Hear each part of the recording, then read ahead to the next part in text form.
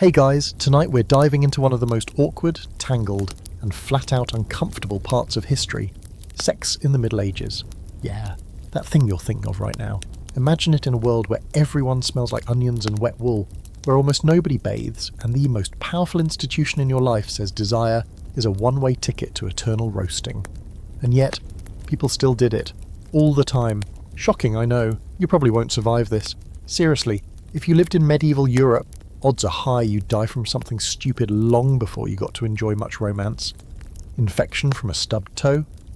That's medieval flirting, baby. But don't worry, we're going to follow you as if you somehow beat the odds. You've made it to adulthood, and tonight, we're slipping into your itchy homespun tunic to explore what sex, desire, and relationships were really like during the Middle Ages.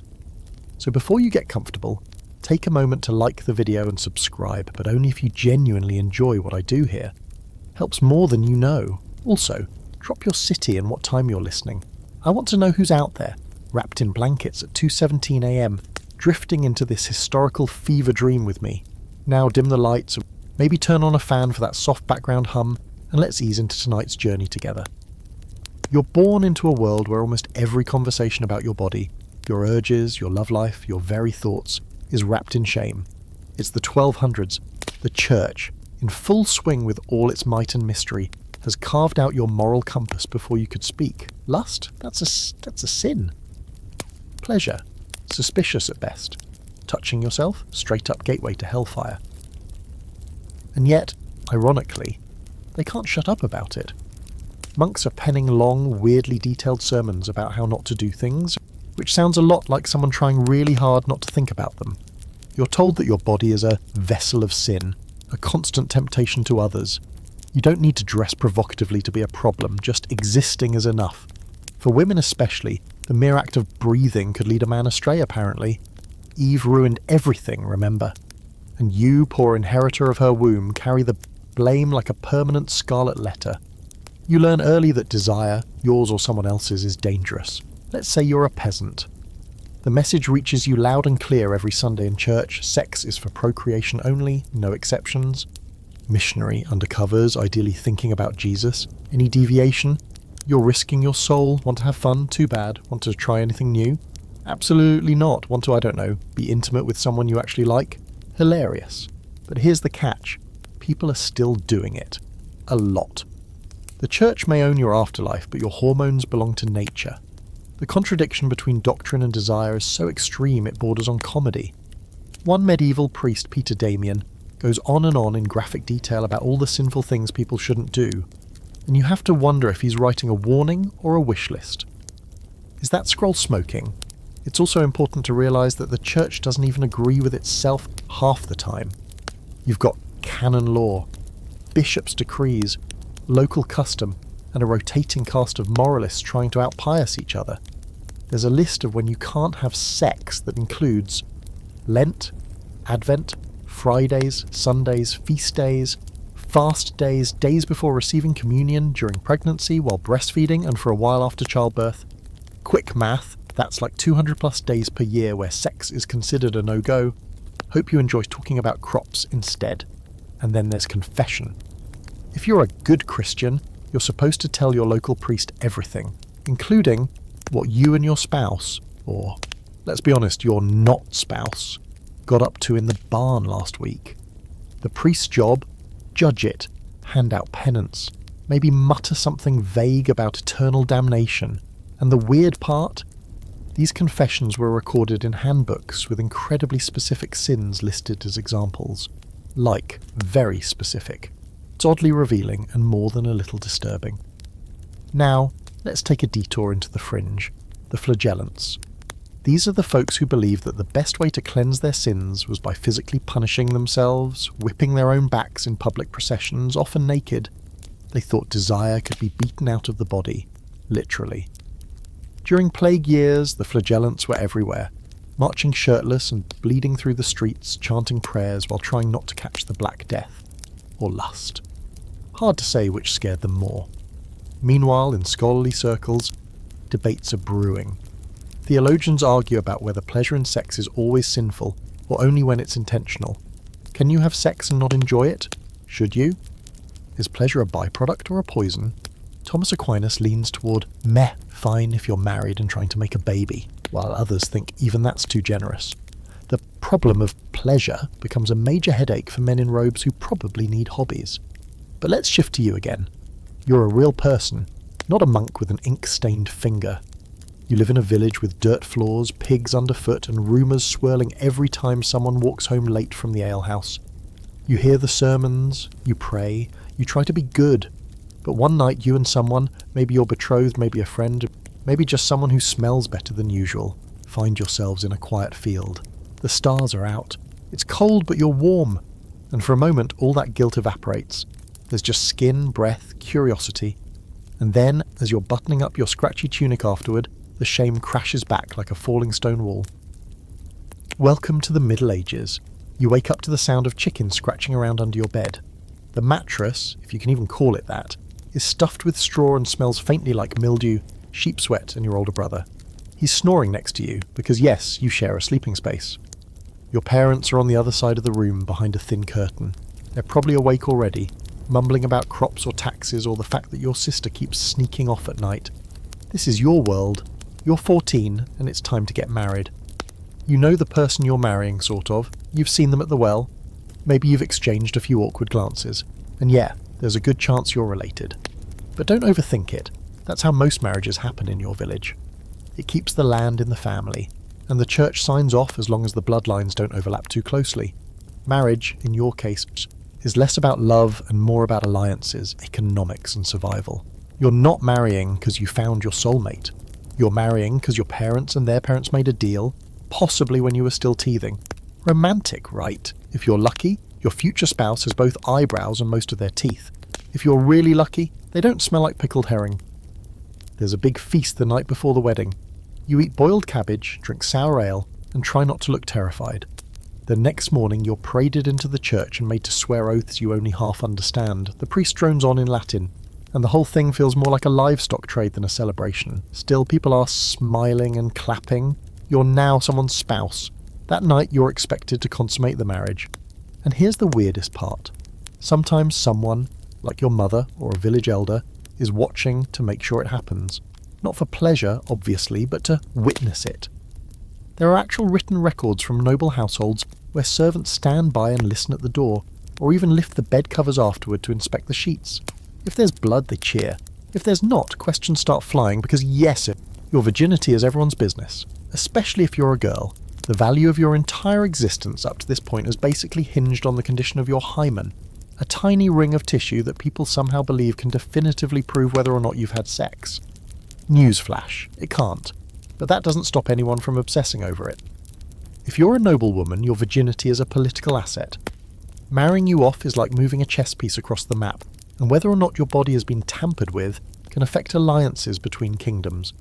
Some young brides are literally examined by midwives before marriage, poked and prodded like livestock, and after the wedding night, a bloody sheet is waved around like a battle flag. If you're a guy, the expectations are weird in a different way. You're supposed to be virile but not too experienced, masculine but not sinful, somehow eager and pure at the same time, and no one teaches you anything. There's no talk about consent, emotions, or even anatomy. If you're lucky, someone gives you a cryptic warning involving pickles and goats. If you're unlucky, you figure it out by trial and error, possibly resulting in confused crying and a panicked visit to the local priest.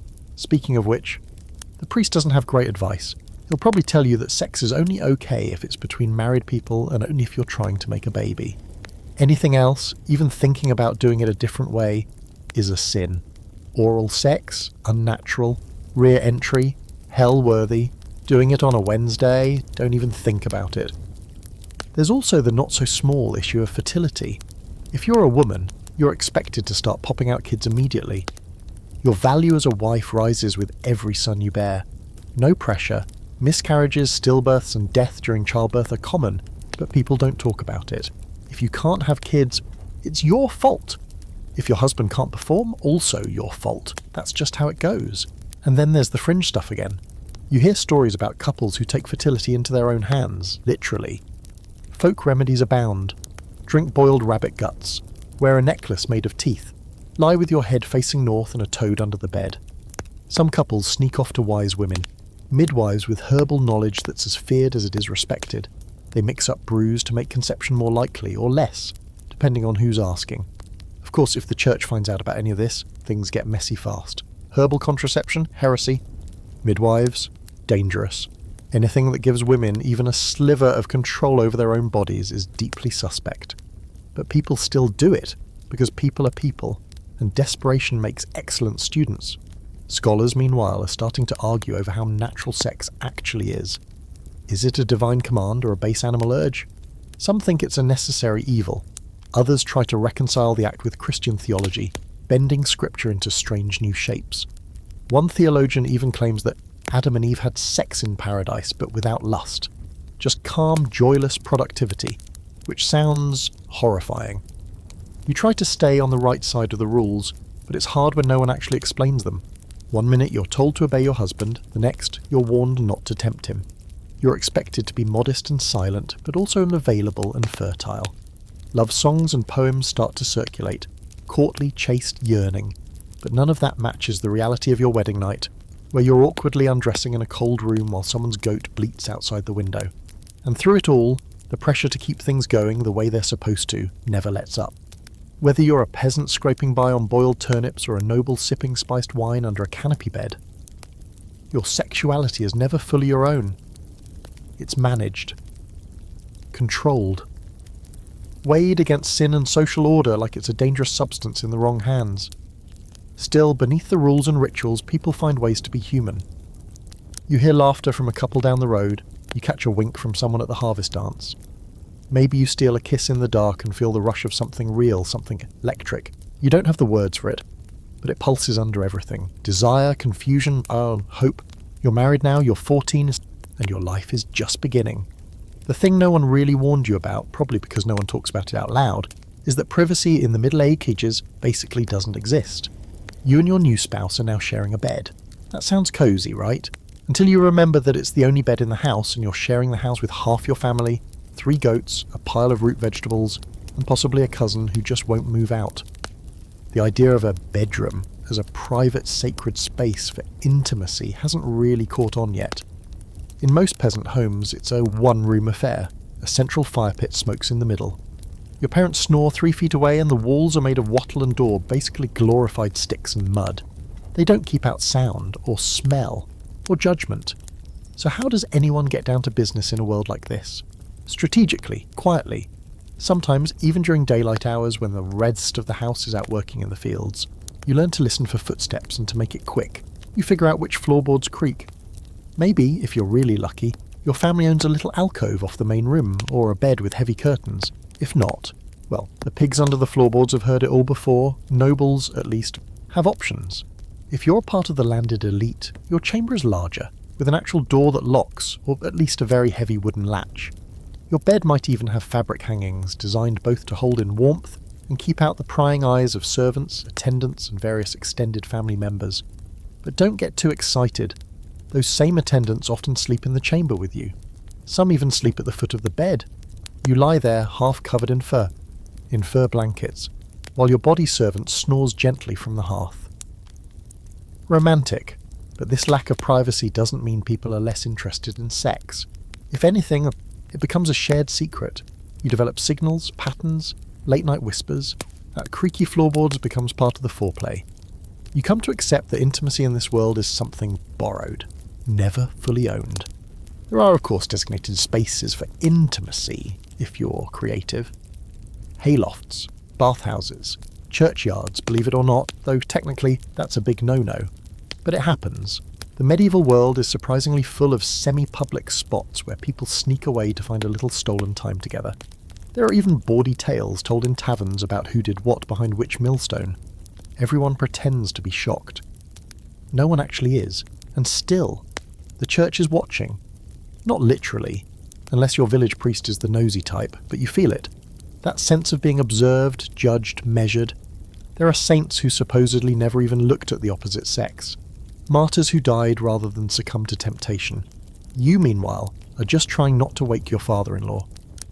You remember once hearing an old woman at the well mutter about spiritual intimacy being more important than the physical. But she also has 13 children, so you take that with a grain of medieval salt. Interestingly, in cities, things start to look a little different. You visit your cousin in a growing town, a real one, with streets, markets and buildings taller than one story. Inside the homes of wealthy merchants, you see something new: partitions, multiple rooms, doors. These early signs of architectural privacy start to change how people think about personal space.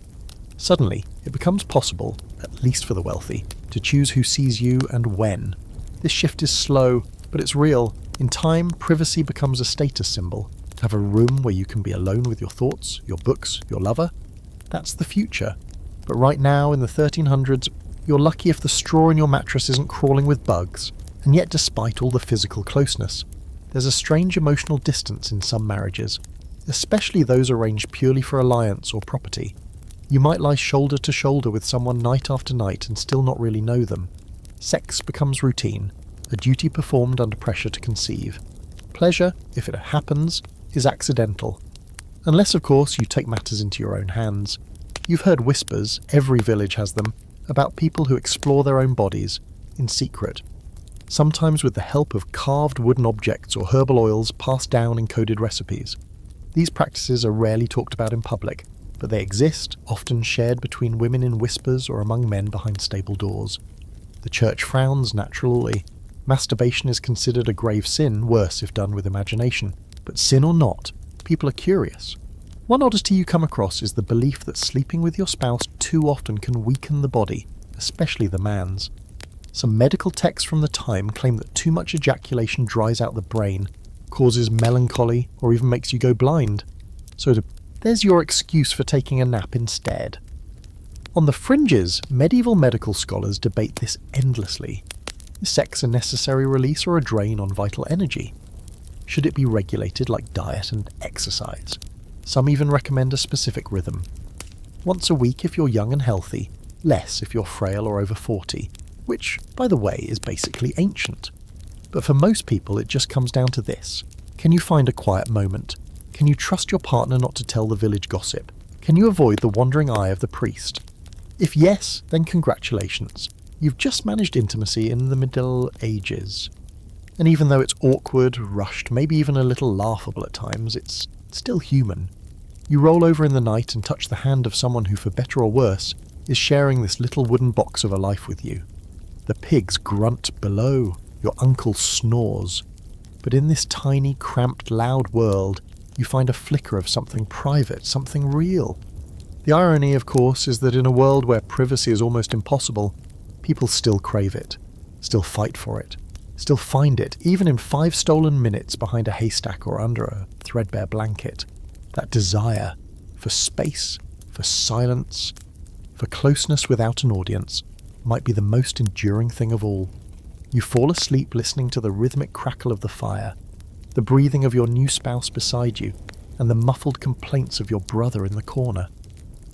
And in the strange quiet of the medieval night, you start to wonder what love really means in a place like this. You're not supposed to think about it, but you do, a lot. Not just sex itself, but the ridiculous amount of pressure wrapped around your virginity, especially if you're a girl.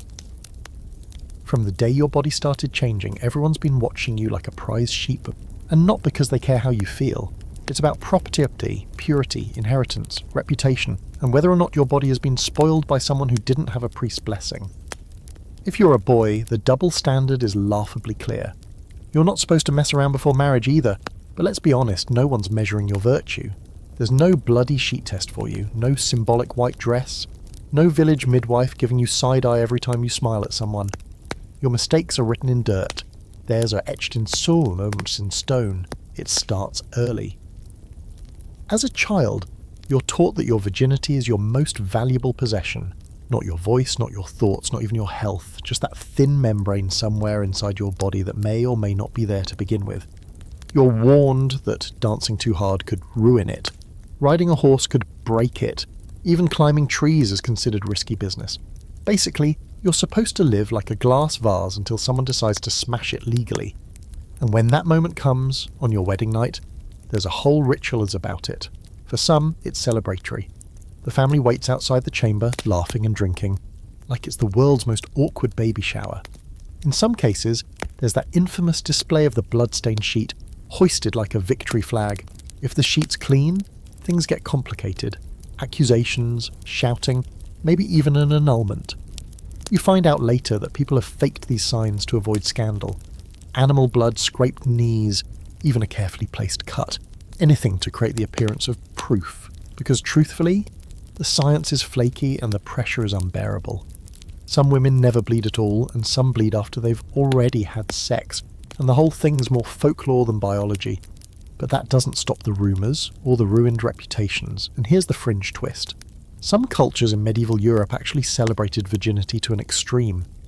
There are stories of noble women who chose to remain virgins for life, not because they wanted to necessarily, but because it was the only way to gain a shred of independence. You couldn't be a priest, but you could become a bride of Christ, locking yourself away in a convent and avoiding the perils of childbirth, forced marriage, and family politics. In a twisted way, virginity becomes a kind of power, if you know how to weaponize it. But there's another side to that coin, the cult of the restored virgin.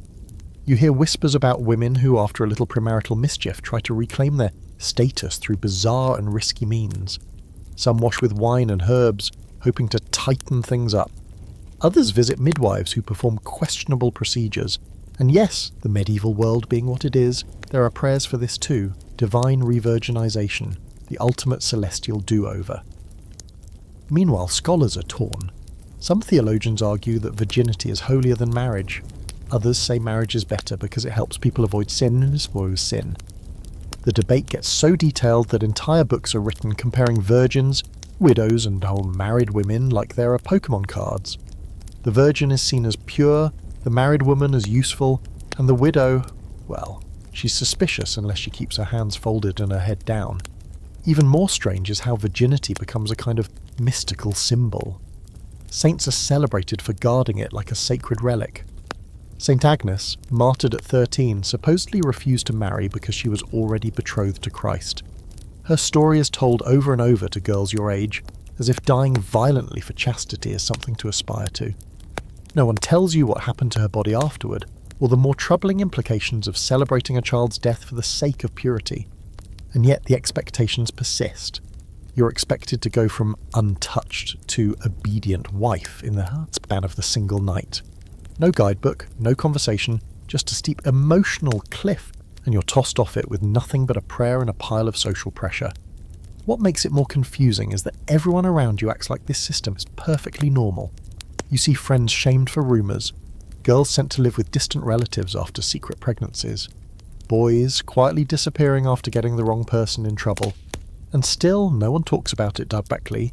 It's all whispers, side glances, coded language. But you're not alone in questioning it. You find yourself drawn into quiet conversations, on laundry days or while walking to the well, where other young women hint at their own confusion, fear, or resistance. One talks about how she and her husband barely touched each other for weeks. Another laughs, a little bitterly, and says she expected it to be magical, but instead it just hurt.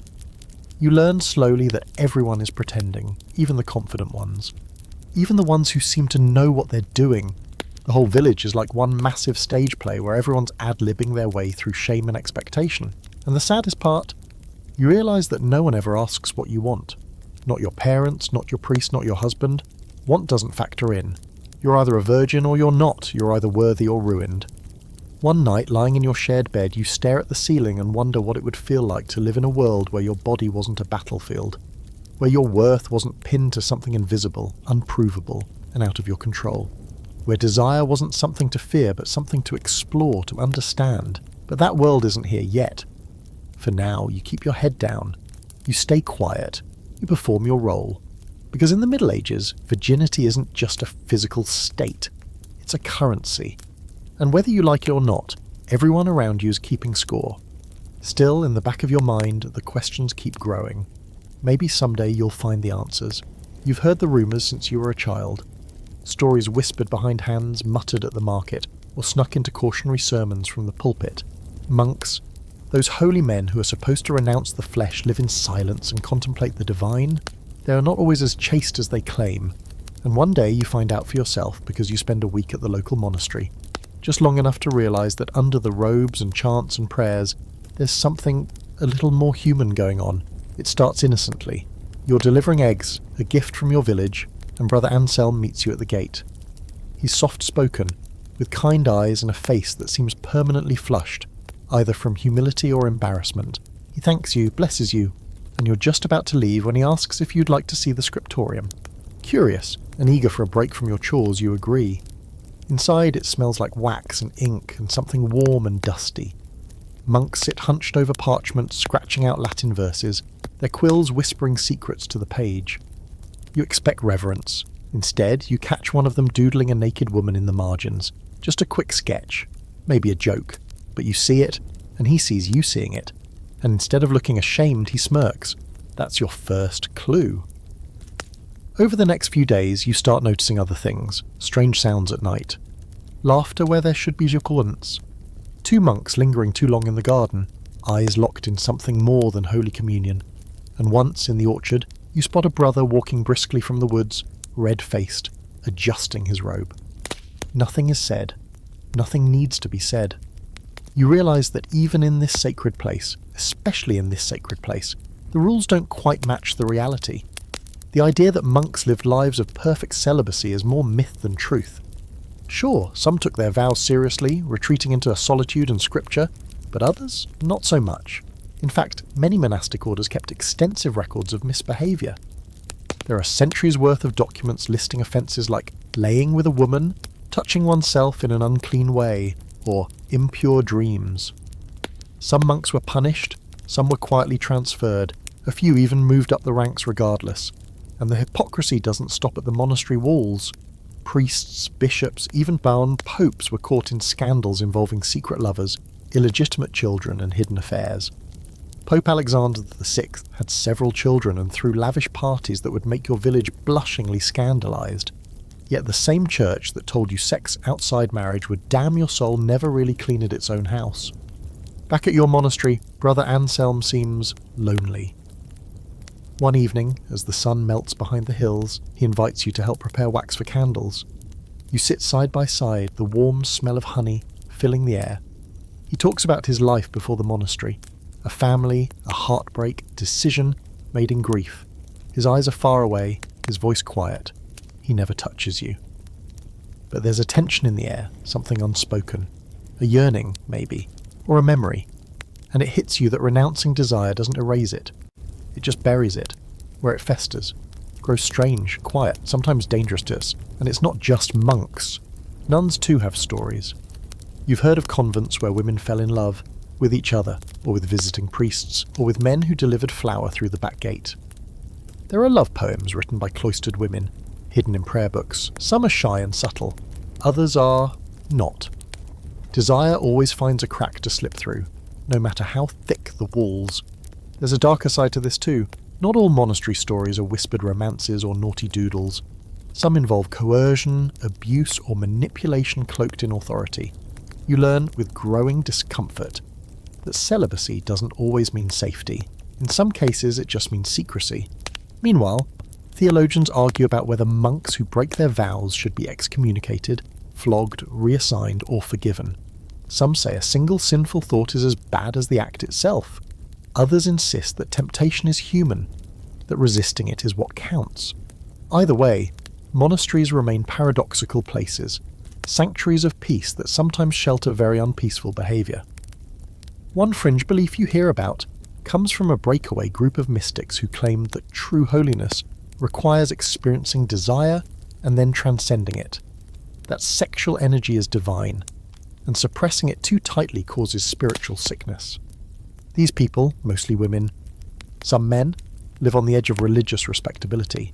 The church calls them heretics. You can't help but wonder if they're onto something. By the end of your stay, you've seen too much to be naive. You've also seen too much to be entirely cynical. Brother Anselm's kindness is real. So is his struggle. So is yours. You walk away with the quiet understanding that faith and desire aren't enemies. They're just uncomfortable roommates, sharing the same cramped cell. You leave the monastery at dawn.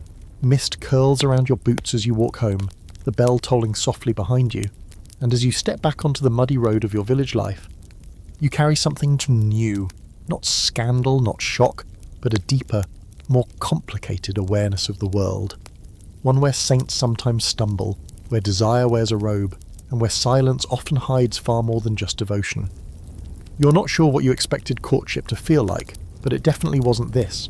There's no candlelit dinner, no dramatic poetry under a balcony, no slow walk through a meadow where someone asks what your dreams are. Instead, it's mostly awkward, forced, transactional, sometimes vaguely threatening, because in the Middle Ages, romance isn't so much about connection as it is about control, especially if you're on the lower rungs of the social ladder. Let's say you're a peasant.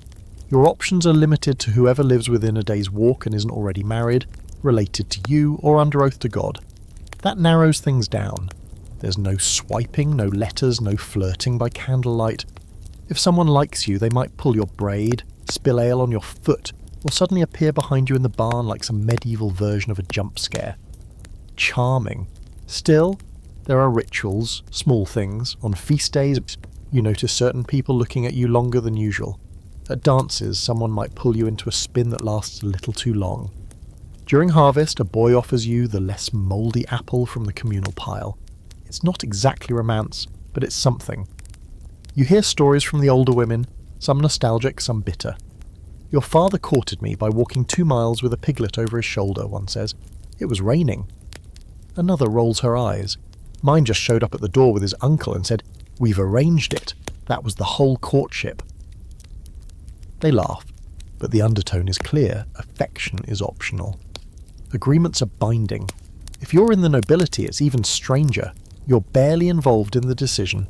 Your marriage is planned for you years in advance, based on land, titles, and which family wants to get in good with which other family. You might exchange letters, maybe even meet your intended once or twice, but there's no getting to know each other. You're essentially a political pawn with better clothes. The dress is velvet, but the chessboard is the same. Still, medieval culture loves the idea of love. That's where things get weird. You live in a time when courtly love is spreading like wildfire, thanks to troubadours, knights and poets who are all very horny and extremely melodramatic. They sing about ladies with swan-like necks and sorrowful eyes. They write verses about longing, heartbreak, and the agony of love unconsummated. It's dramatic, overwrought, and totally disconnected from how actual relationships function in your village. You hear a minstrel sing in the square one day.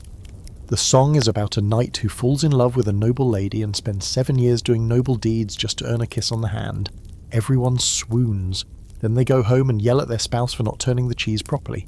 That's medieval duality for you. In theory, a courtly love is supposed to be chaste, spiritual even. The knight pledges himself to a woman who is usually already married, and he worships her from afar. Think emotional torment mixed with horseback stunts. In practice, it becomes a playground for elite affairs. Secret meetings, hidden letters, and more than a few pregnancies that get passed off as early blessings from the saints. Back in your world, though, you're still just trying to figure out if someone smiling at you means they're interested, or just being polite. You're careful not to be too friendly. People notice. And if the wrong person sees you laugh too loud or stand too close, gossip starts. It spreads fast, twisting like ivy through every crack in the village walls. Men too face pressures, though of a different kind. If you're a man in the Middle Ages, you're expected to be assertive, confident, the pursuer. But there's a fine line between pursuit and aggression, and no one seems to define where it is. You know men who've been praised for their persistence and others whispered about for going too far. Consent is a foggy concept, barely discussed, often ignored. You think about that one girl in the next village, the one who was sent away last year. No one says why, but everyone knows why. You remember seeing her just once after that, quiet, thinner, eyes flat as pond water. You wanted to say something, but you didn't. What could you say? These stories hang over every flirtation, every smile.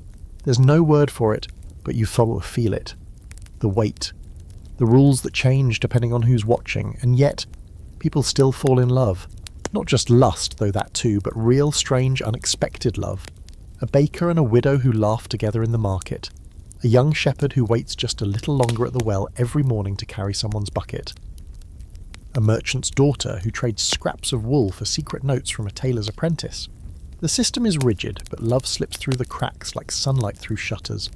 There's even a fringe practice called bundling in some northern villages. You hear about it from a traveller, half laughing as he describes it. Unmarried young people are allowed to spend the night in the same bed. fully clothed, sometimes with a board between them. It's meant to encourage emotional connection without physical risk.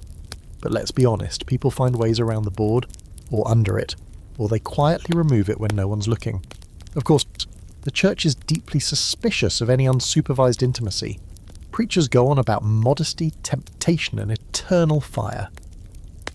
One sermon you sit through includes a vivid metaphor involving bees, spoiled honey, and damnation. You don't even like honey anymore, but you notice the contradiction. The church loves to tell you what not to do, but it rarely explains how you're supposed to get from complete abstinence to lifelong fruitful marriage without a single moment of meaningful connection. You're supposed to save yourself for someone you barely know. You're supposed to love them instantly, but only after the vows are exchanged. Anything before that? Sin? Anything after? Duty? Passion? Please, that's for the poets. And yet in spite of all that, you find yourself hoping. When someone brushes your hand at the spring festival, you feel your heart trip over itself.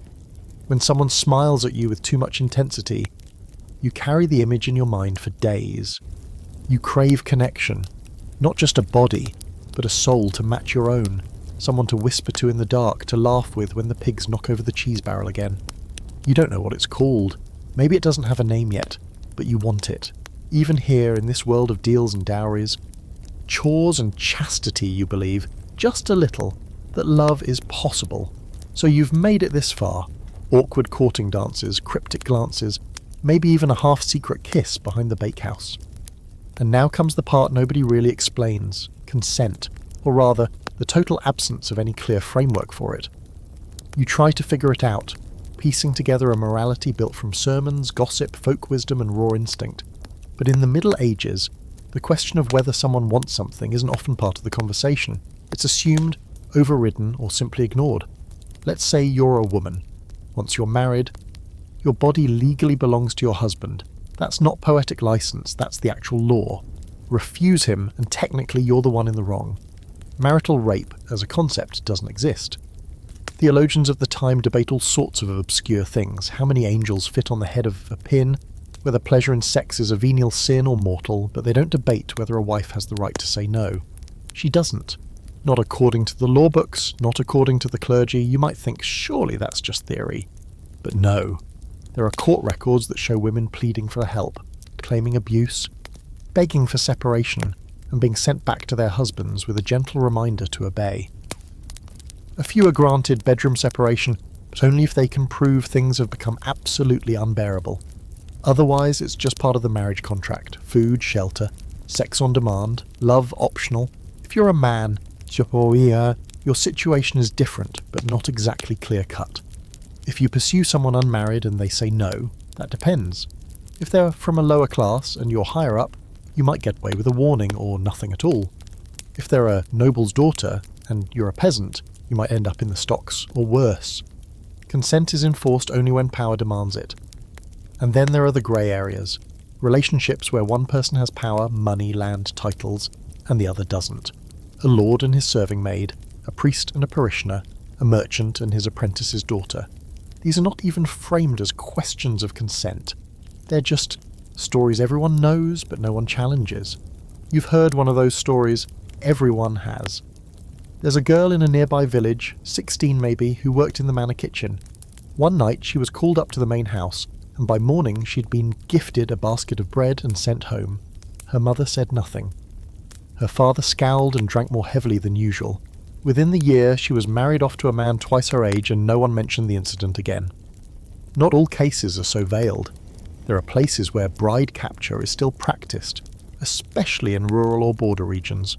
You've heard about it from travellers and old soldiers, men who took wives by force during raids, who dragged girls away under the pretense of love, or war, or both.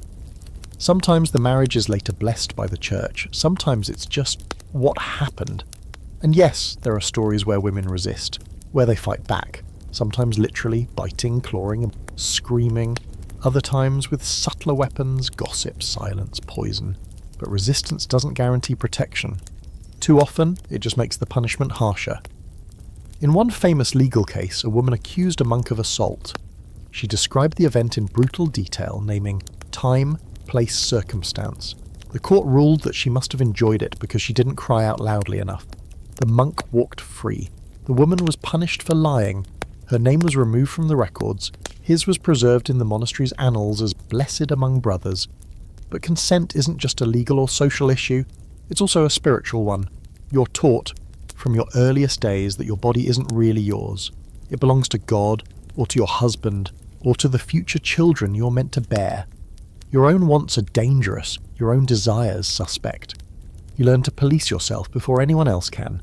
And if you do feel desire, you learn to frame it as shame. If you're male, you're warned that lust leads to ruin, that women are temptress, that giving into passion weakens the soul. You're told to be strong, but also to pursue. You're told that your seed is sacred, but also that spilling it improperly is sin. You're caught in a maze of contradictions where pleasure is a trap, and power is permission. It doesn't help that so much of the advice comes wrapped in riddles.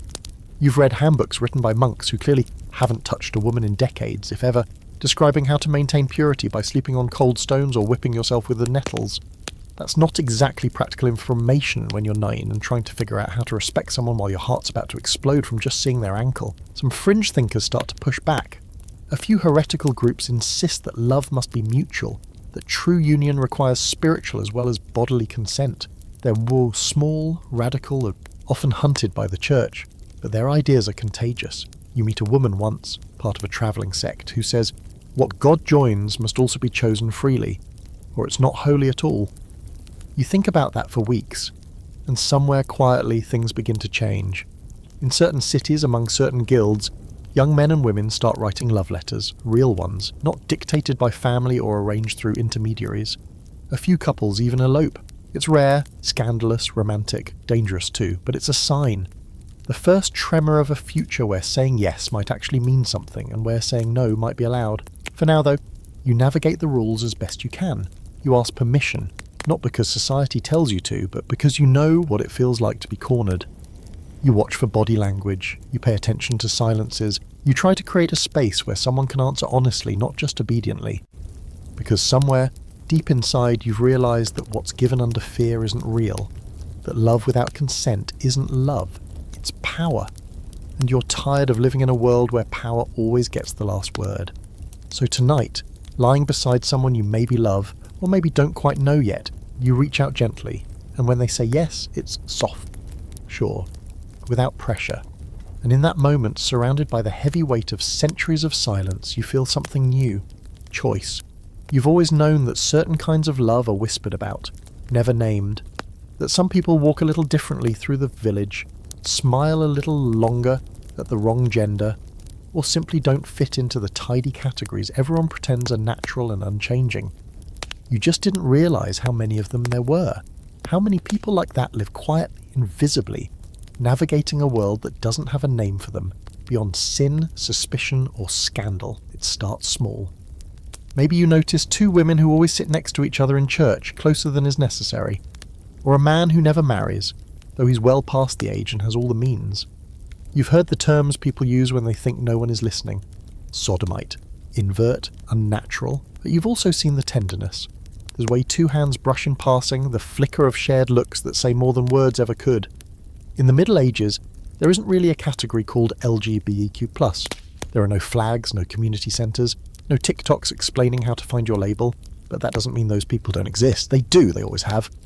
They just survive differently, under layers of silence, secrecy and adaptation. And you begin to understand that queerness, in this world, is both everywhere and nowhere at once. You meet one of them during a harvest week. His name is Martin, and he's a weaver. Quiet, polite, always humming under his breath. He's not flamboyant, doesn't look different, but there's a softness to him, an elegance you can't quite name.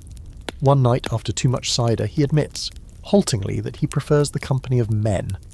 Not just in the physical sense, though that's part of it, but in the way that makes his whole body ache when he tries to pretend otherwise. You ask him what that's like, living like that. He pauses a long time, then says, "It's like dancing with your shadow. You know it's there, you feel it, but you never let anyone see." He smiles, but there's pain behind it, and sometimes you forget the steps. He tells you about the codes people use. In cities, especially port towns and universities, There's a hidden language of glances and gestures. You find out that some bathhouses are known for more than just cleanliness, and that poetry, always poetry, can be a kind of signal. Certain verses, passed hand to hand, wink at truths too dangerous to speak aloud. A line about burning love, or sleeping in the arms of a friend, might not be innocent at all, but it's not just about men. You meet women too, often in pairs, sometimes widows, sometimes nuns, who form what the church likes to call spiritual friendships. These relationships are close, often lifelong, and occasionally even more. In convents especially, women write passionate letters to one another. Some are romantic, some are erotic. You come across a passage once that reads, "Your kiss lingers like prayer on my lips, and I long to taste salvation again." It's hidden inside a prayer book, and it feels more sincere than any sermon you've ever heard. Of course, the church doesn't approve. Officially, any sexual act outside heterosexual marriage is forbidden, but same-sex desire is particularly targeted. Sodomy is considered a grave sin, often lumped in with bestiality and other so-called unnatural vices. Punishment varies. In some places it's death. In others, penance, public flogging, exile, pilgrimages on bare knees. The severity depends less on the act and more on who you are. A noble might get a quiet warning, a peasant could lose everything. But the definition of sodomy is so vague it could mean almost anything: same-sex relations, masturbation, non-missionary positions, or even sex that's too passionate. Basically, if it feels good or looks different, someone's probably writing a sermon against it. And yet, in a strange twist, some medieval art shows surprisingly open depictions of queer intimacy, tucked into the margins of manuscripts, hidden in carvings under choir stalls. Naughty monks doodling again, you suppose. One particularly strange artifact you stumble across is a 13th century medical text describing how a woman could be born with an unusually large clitoris and take on a masculine role in intimacy. The author, clearly confused and deeply uncomfortable, describes this with a mix of curiosity and horror.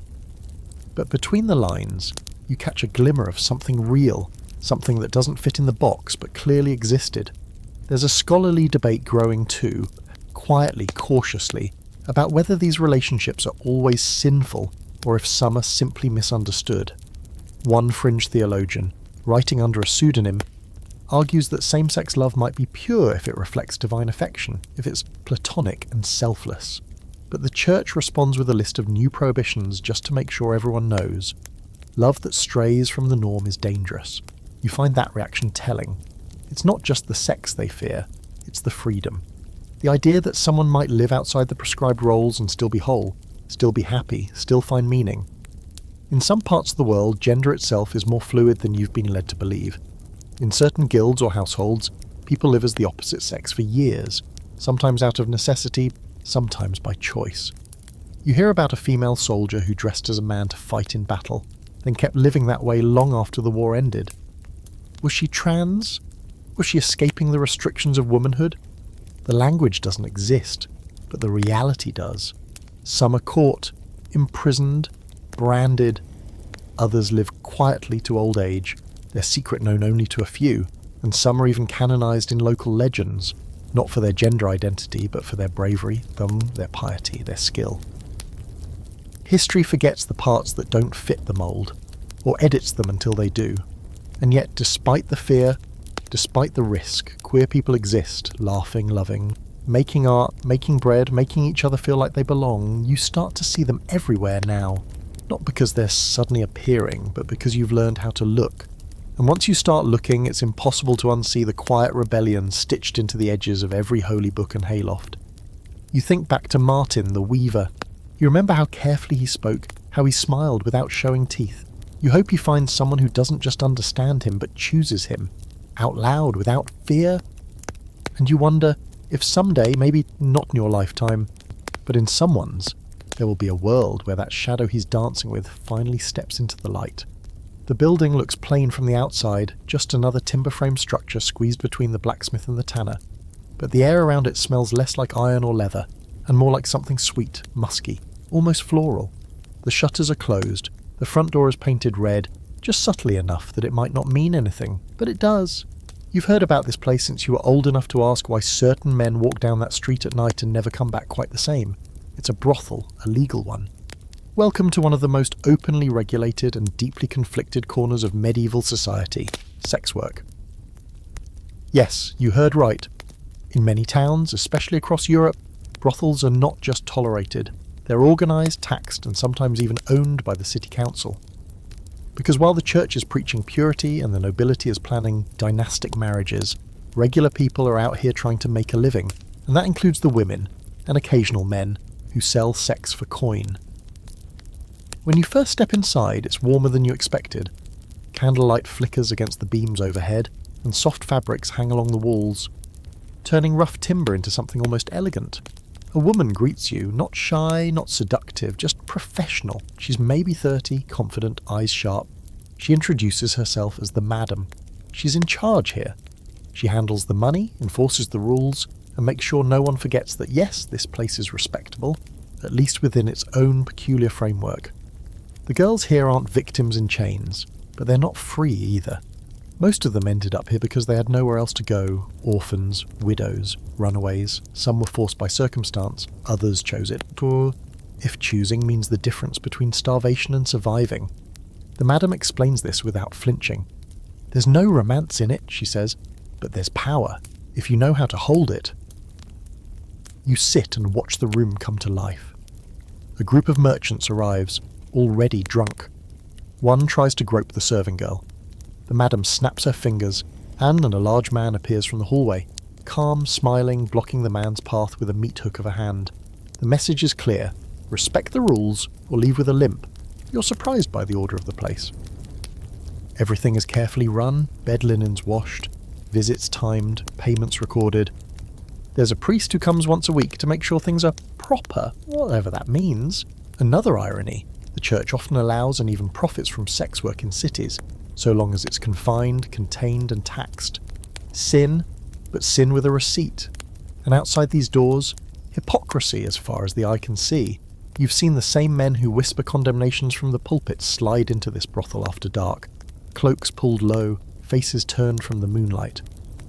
You've seen the baker's wife throw rocks at one of the working girls in the street, and then, 2 days later, show up sobbing at the back entrance, asking for advice about keeping her husband interested. Still, life here is hard. Even with rules and protection, the risk never leaves. Disease, violence, pregnancy, these are constant threats. Some girls drink potions brewed from herbs and boiled roots to avoid conception. They talk about which midwives they trust, which ones to avoid. One of them shows you a small token she wears around her neck, a tiny pouch filled with dried mouse bones and rosemary. For luck, she says, and for bleeding, when it's not supposed to come. What strikes you most is the way they talk to each other. Not just gossip, but real support, shared wisdom, sarcastic jokes that only they would understand. Don't trust a man who calls you angel, one warns. He'll ask for things that make the devil blush. Another chimes in, and if he pays in copper, count your fingers afterward. They laugh, not bitterly, but with the kind of laughter that comes from surviving the things no one wants to say out loud. You meet a man who works here too, not a bouncer, not the staff, but a courtesan in his own right. He's rare, but not unheard of. Some clients are women, others are men in denial, fear or indulgence. His charm is effortless. He talks about being everything they can't ask for at home. You ask if he's happy. He shrugs. Happy? No, but I know who I am.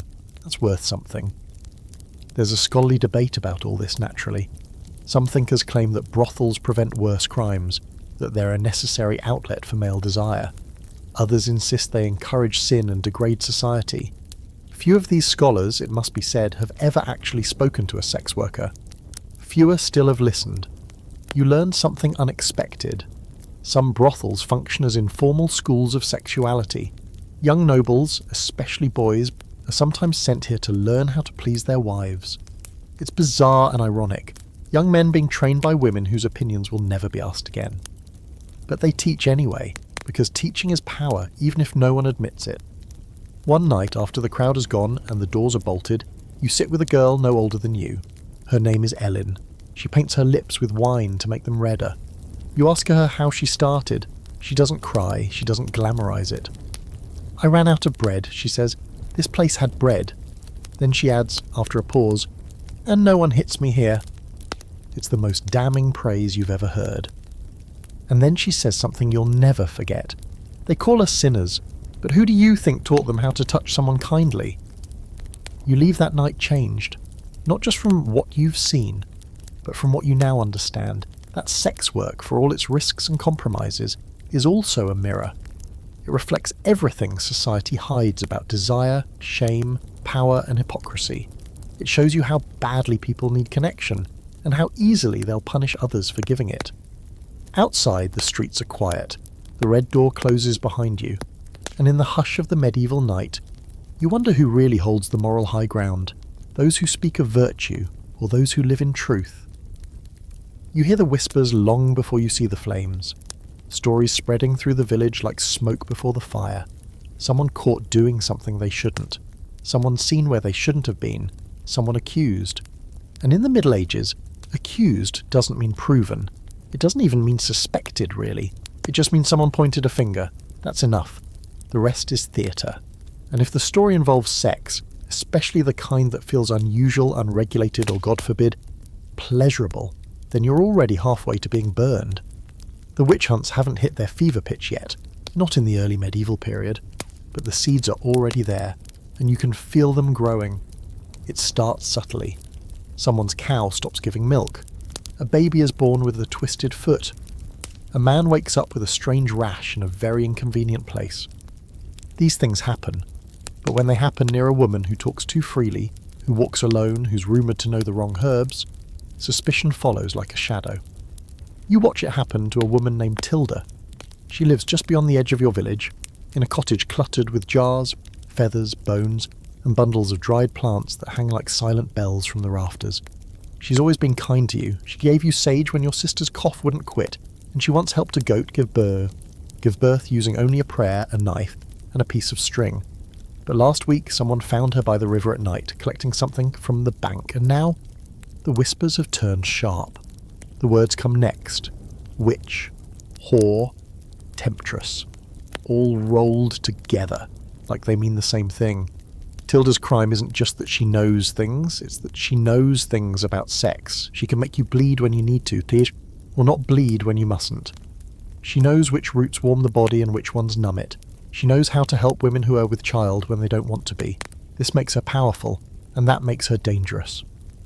By the time the priest comes to call her an agent of lust, the outcome feels inevitable. You see her dragged into the village square, eyes hollow, hair undone. She doesn't resist.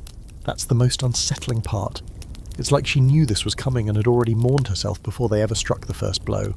The crowd gathers, some people cry, others look away, one man spits and then she's gone. You don't sleep that night. Because you know that what really frightened them wasn't that she might be a witch, is that she understood desire, that she could harness it, even shape it, without their permission. The church, of course, plays its part. As the Inquisition rises in later centuries, their focus expands from heresy to include sexual deviance. Not just same-sex relations or adultery, but any behaviour that strays from the tight grey corridor of acceptable intimacy. Masturbation, sin. Sex for pleasure, sin. Erotic dreams, sin. And sin is, you're told again and again, is not just spiritual corruption. It's a gateway drug to witchcraft. The connection between sex and sorcery becomes a full-blown obsession. Demonologists, the men who claim to be experts in identifying witches, start writing wild, breathless tracts describing what they think witches do. They talk about women having intercourse with devils, of night flights and sabbats filled with naked dancing, orgies, and pacts sealed with kisses in unspeakable places. You read one of these books once and it feels more like bad erotic fiction than theology. But people believe it. They believe that too much pleasure makes you susceptible to demonic influence, that orgasms open portals, that desire, especially female desire, is chaotic and must be contained or else it will summon hell itself. And that belief gives permission to burn, to punish, to silence. It's not just women, let's get caught in it too, especially those who step outside the traditional roles. A man who's too pretty, too gentle, too unmarried, he's suspect. A man who teaches women about their bodies, who draws erotic images, who refuses to marry. Witch. Heretic. Threat. Some of the accused don't die, they just disappear, branded, exiled, marked. They become wandering figures, muttering to themselves, living in the forest. People say they're mad. Maybe they are. Or maybe they just cracked under the weight of being feared for wanting something simple. Understanding, pleasure, control over their own bodies, and the cruelty is often dressed in righteousness. Better to burn one body than let it corrupt 10 others, they say. Better to cleanse the village than let lust spread like rot. But when you look into the eyes of someone accused, really look, you don't see evil. You see confusion, rage, fear, and underneath it all, a kind of quiet dignity, the last thing the crowd can't strip away. There's one fringe community far from the cities that refuses to play by these rules. They practice old rituals, blending Christianity with older earth-centered beliefs. They celebrate fertility openly without shame. On midsummer nights, they light fires, dance naked in the woods, and speak of the body not as a prison, but as a sacred instrument. You've heard rumours that these people worship demons. But when you sneak away one year to watch from a distance, all you see are people laughing, singing, touching each other gently like they're remembering something the rest of the world forgot. Scholars later debate whether the witch trials were really about belief or just control. Was it about theology or was it about silencing women? Was it fear of the devil or fear of independence? Some say the panic was rooted in bad harvests, plagues and instability, that people needed scapegoats. Others insist the church engineered the fear on purpose, weaponizing superstition to keep people obedient. You think it was all of it. Fear of power, fear of the unknown, fear of the body's rebellion against rules no one asked for. You think about Tilda often, about the smell of her herbs, the way she always knew when you were lying, the low rasp of her voice when she said, "Some things shouldn't be feared just because they burn." And you wonder, as the fire crackles somewhere in the hills, if maybe she was right.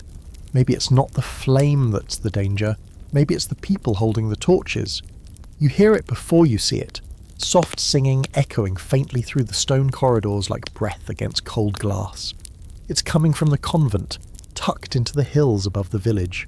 The building is as modest as it is solid, grey stone walls, narrow arched windows, a wooden gate that creaks like it's holding centuries of secrets, and inside a world that's supposed to be pure, untouched, immune to the mess of desire. But you're starting to learn that no place in the Middle Ages is immune to anything, especially not love. The nuns here wear habits like armour. They move with the calm confidence of women who have made peace with their cloistered lives, or at least learned how to live inside them. But the air behind those walls isn't sterile. It's thick with things unsaid. You sense it the moment you enter. This place isn't just about prayer. It's about survival, about reinvention, about finding something real inside a world that demands you be holy, obedient, and invisible. You're here helping a local herbalist deliver supplies, lavender, sage, nettle, and the prioress, a tall woman with a commanding presence, invites you to stay for a simple meal. Bread, soft cheese, a bit of honey. You sit at a long wooden table while the nuns eat in near silence. But when the bell rings and the meal ends, a younger nun with clear eyes and calloused hands catches your gaze. She smiles, not seductively, not awkwardly, just knowingly, like she sees you for what you are, like she knows something about you haven't admitted yet. Later in the garden you see her again. She's pruning rosemary, her sleeves rolled to the elbows, forearms dusted with dirt. You ask her name. Sister Hélène. You ask how long she's been here. Long enough, and then she says something you don't expect. Some of us came to escape marriage, others to escape men, and a few of us came to find each other. She doesn't elaborate. She doesn't need to. You realise then what the church has always known but never wanted to say. Love thrives in the margins, in the quiet corners, in the silences between Vespers and Lauds. The convent, for all its restrictions, is one of the only places in this world where women can be together, live together, work together, sleep under the same roof, without the constant interference of male oversight. And where that kind of closeness grows, so too does affection. And sometimes intimacy. The church calls it spiritual friendship. It sounds harmless, pure even. Letters passed between nuns are filled with praise, longing, declarations of love. I burn with desire for your presence. Your kiss on my cheek lingers in my prayers. Some of these letters survive to this day, written in Latin, sweetened with metaphor, wrapped in enough theological language to make them sound acceptable. But they aren't fooling anyone. You hear rumours, always delivered in half smiles and raised eyebrows, about pairs of nuns who share beds, who linger too long in confession, who always volunteer for the same chores. And once, while helping Sister Ellen hang sheets in the courtyard, you see her pause and glance at the chapel window, where another nun stands watching her. The look between them is soft, deep, private. You know that look. It's the one people try not to wear when someone might be watching. But this isn't a brothel, and it isn't a game. This is real love, quiet, stifled, cautiously alive. You realise how precious that is in a world where most love is arranged, regulated, or reduced to obligation. Here at least it's chosen. Not everyone approves. Some abbots and bishops grow suspicious. There are crackdowns, investigations, punishments. One infamous case in France involves a prioress being accused of leading her convent into a cult of feminine lust. Her letters are read aloud in court. She is stripped of her position. The nuns who wrote to her are reassigned, shamed, silenced. But you notice none of them deny their words. They stand by their affection, even if they can't name it aloud. And of course there are debates. Theologians argue whether two women can even sin together. Without penetration, is it real? Is it dangerous? Is it punishable? Some say yes, others say it's not ideal, but less serious than male-male relations.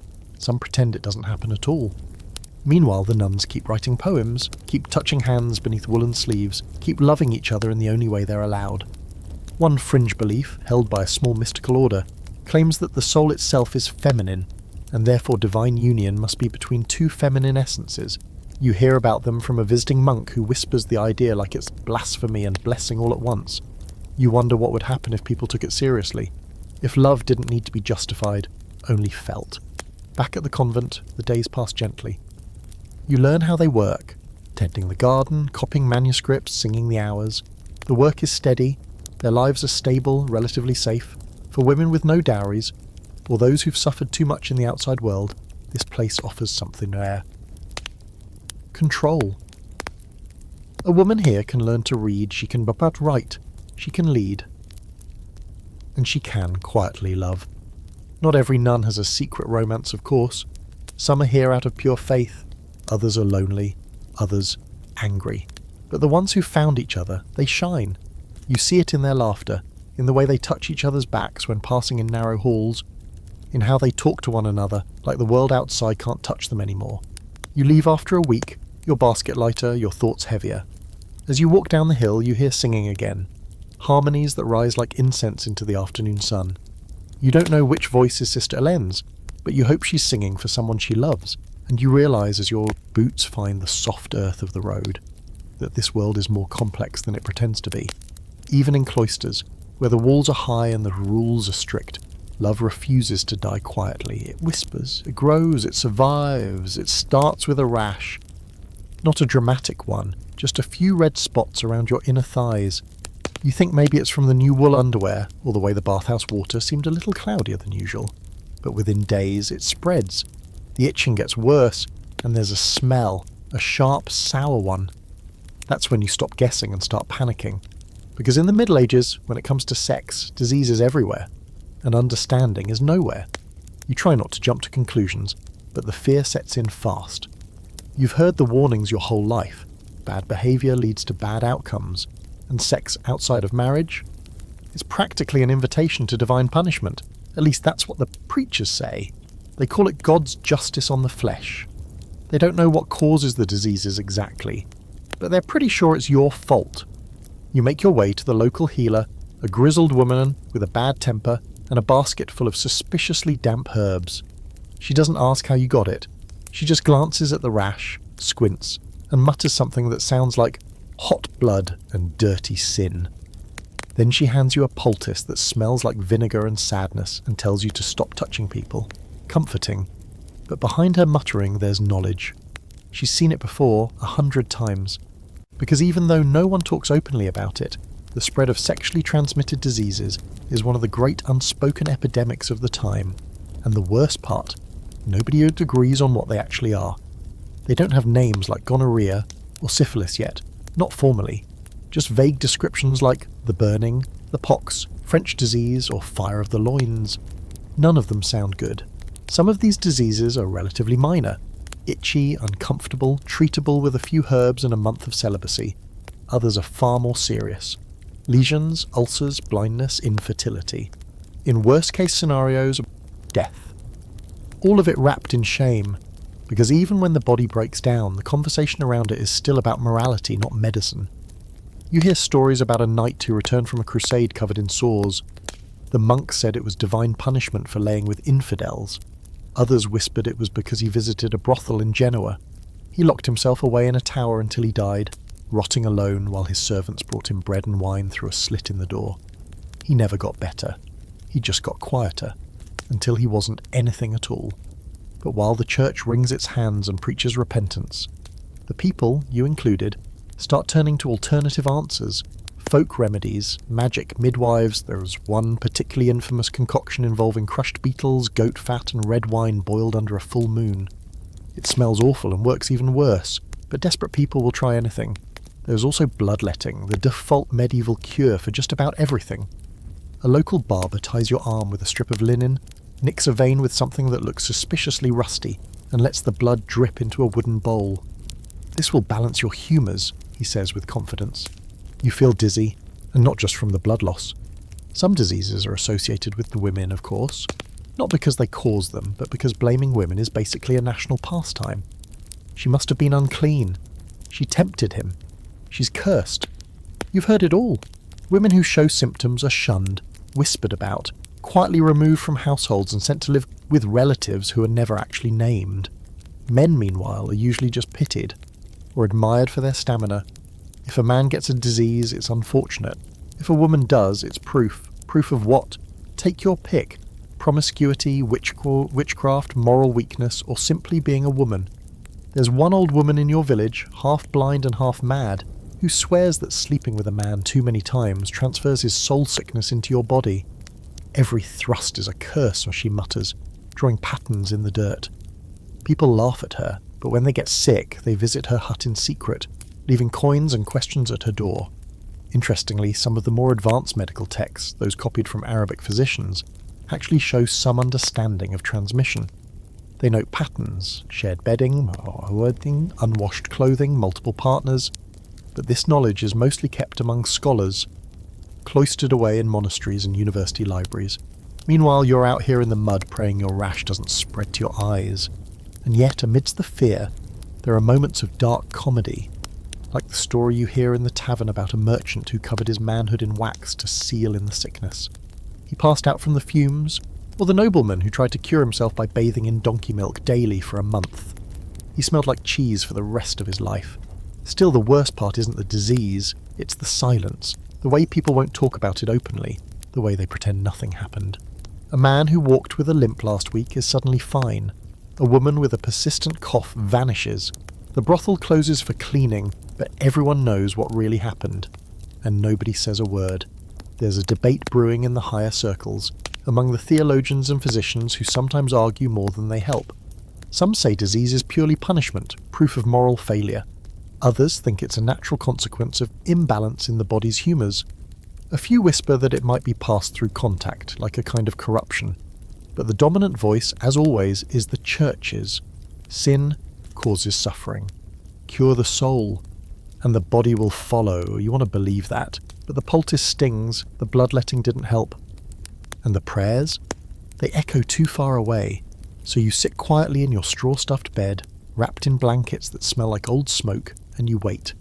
You wonder how many people in your village are waiting too, wondering if they'll get better, wondering who gave it to them, wondering if they'll ever be touched again without some shame. And you start to understand something that doesn't get written down in the scrolls or sermon notes, that the most painful part of disease isn't always the pain, it's the loneliness. You're walking through the woods, late, a little lost, and increasingly convinced that the rustling behind you is either a fox or something far less charming when you hear it. Drums, not war drums, but low, rhythmic pulses, distant yet steady, like someone's heartbeat got amplified through the trees. You follow the sound, parting brambles and stepping over roots until the clearing opens up in front of you like something out of a dream or a warning. There's a fire, a real one, tall and bright, cracking like it's trying to speak. Around it, people are dancing, barefoot, laughing in a way that feels older than language. They wear flowers in their hair, cloaks that shimmer like moss, and little else. It's not lewd, it's not frantic, it's something else entirely. You've stumbled into a fertility ritual, one of those half-whispered pagan holdovers the church insists don't exist anymore. And you probably shouldn't be here, but you stay, because what you're seeing doesn't feel wicked, it feels alive. There's a pulse to it, a rhythm that gets under your skin. You recognise some of the faces, people from nearby villages, a shepherd who barters cheese at the market, a woman who sells herbs in town, others you don't know, maybe they're from deeper in the forest, maybe they're not from anywhere at all. At the centre of the clearing, a man and woman stand, hand in hand, wrapped in ivy. A circle forms around them. An older woman begins to chant, words that might be Latin or Celtic, or just syllables passed down from so long ago that no one knows what they mean anymore. The couple kneels, the crowd hushes, and then she places a carved wooden figure between them, shaped like, well, there's no mistaking what it's shaped like. You realise what this is. A Beltane rite. A celebration of life, growth, the body, fertility in all its messy, glorious abundance. And for a moment, you're ashamed. Because you were taught to fear this, told it was sin in disguise, that desire should be controlled, not celebrated. But here, in the middle of the forest, among laughter and song, it doesn't feel sinful, it feels sacred. The woman leans forward and kisses the man, not sweetly, not hungrily, but with an intensity that makes the fire flicker. The crowd erupts into cheers. You notice people pairing off now, moving toward the edges of the clearing, some disappearing into the trees. It's not chaos, it's invitation. You're not being pulled into a frenzy, you're being welcomed into something older than memory. You step back, unsure. You didn't come here to join. You came because curiosity got the better of fear. But someone touches your hand, a woman with freckles and wild curls, smiling like she's known you for years. "Stay," she says. Just that. Stay. You don't, in the end. But not because you're afraid, because something about it feels too real, too intimate, and you're not ready to be part of it. Yet. You slip away into the trees, and don't look back until the firelight is gone. Your clothes are damp with dew, your skin smells like pine and wood smoke, and your mind won't stop replaying what you saw. The next day, the church bells ring. The priest warns against pagan filth and heathen revelries in his homily, though he never names anything outright. You glance around and see a few people looking a little too calm, a little too amused. They were there. You can tell. The church, of course, hates these rites, has hated them for centuries, and yet they persist, because people don't just stop believing in something because they're told to, especially not when it works, not when it comforts, not when it speaks to something in the blood. And this is the strange contradiction of your time. Christianity and paganism don't exist on opposite shores. They bleed into each other. They share borders, holy wells that were once sacred springs, saints that look suspiciously like old gods in new robes, midwives who bless babies in the name of Mary and the moon. The rituals survive by adapting, by hiding in plain sight. Even Beltane, with its fire and flesh, has a shadow in Christian festivals. You've seen May Day celebrations where ribbons are wrapped around poles, where girls leap over bonfires for good luck, where young couples disappear into the woods and no one asks too many questions. The church tolerates it, barely, as long as people show up for mass the next day. It's an uneasy truce. You find out later that some of these rites were never fully extinguished because they served a purpose. They brought communities together, reinforced bonds, offered hope for a good harvest, healthy children, strong livestock, and maybe most importantly, they gave people a space to feel powerful in their bodies. Not ashamed, not sinful, just alive. There are fringe scholars, even now, debating how much of this is really pagan, and how much is medieval people inventing tradition from bits and pieces. Did the Beltane rites survive from ancient Celtic worship, or were they reinvented by villagers yearning for a break from church rigidity? No one agrees, but the rituals continue anyway. And beneath the firelight and the songs, there's a deeper truth. People have always needed ways to make sense of the chaos of desire, of life and death, of the space between touch and meaning. The church offers one story, the woods offer another. You think about that clearing often, about the woman's eyes, the heat of the fire, the way the dancers moved like they were part of the earth's breath. You think about what it means to be part of something old, not just in years, but in soul. Maybe one day you'll go back, maybe next spring, when the snow melts and the drums start again. When the trees bloom and the stars stretch just a little longer into the night. For now, though, you keep the memory close, like a talisman, or a seed, It's early morning and the village is already moving. Horses clopping down muddy lanes, smoke curling from chimneys, and the sound of someone shouting about spoiled turnips in the market square. You step out into the street and see two lovers parting just ahead of you. A young couple, peasants like you. The kiss they share is quick, embarrassed. They dart apart when a neighbour passes, already whispering. It's a small moment, sweet, ordinary, and absolutely nothing like what happens inside the stone walls of the manor on the hill. Because sex in the Middle Ages isn't one size fits all, not even close. Where you live, how much you own, and who owns you, all of it shapes the way you're allowed to love, or not. And tonight, we're taking a slow, uncomfortable ride through the wide and muddy gulf between noble sex and peasant sex. Let's start with you, the commoner.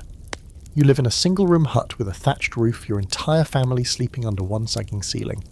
Privacy? That's a rumour. Most of your neighbours know exactly when you're getting busy, though, because the walls are made of straw and good intentions, and gossip travels faster than light. You have no locks, no silk sheets, and definitely no candles unless it's a feast day.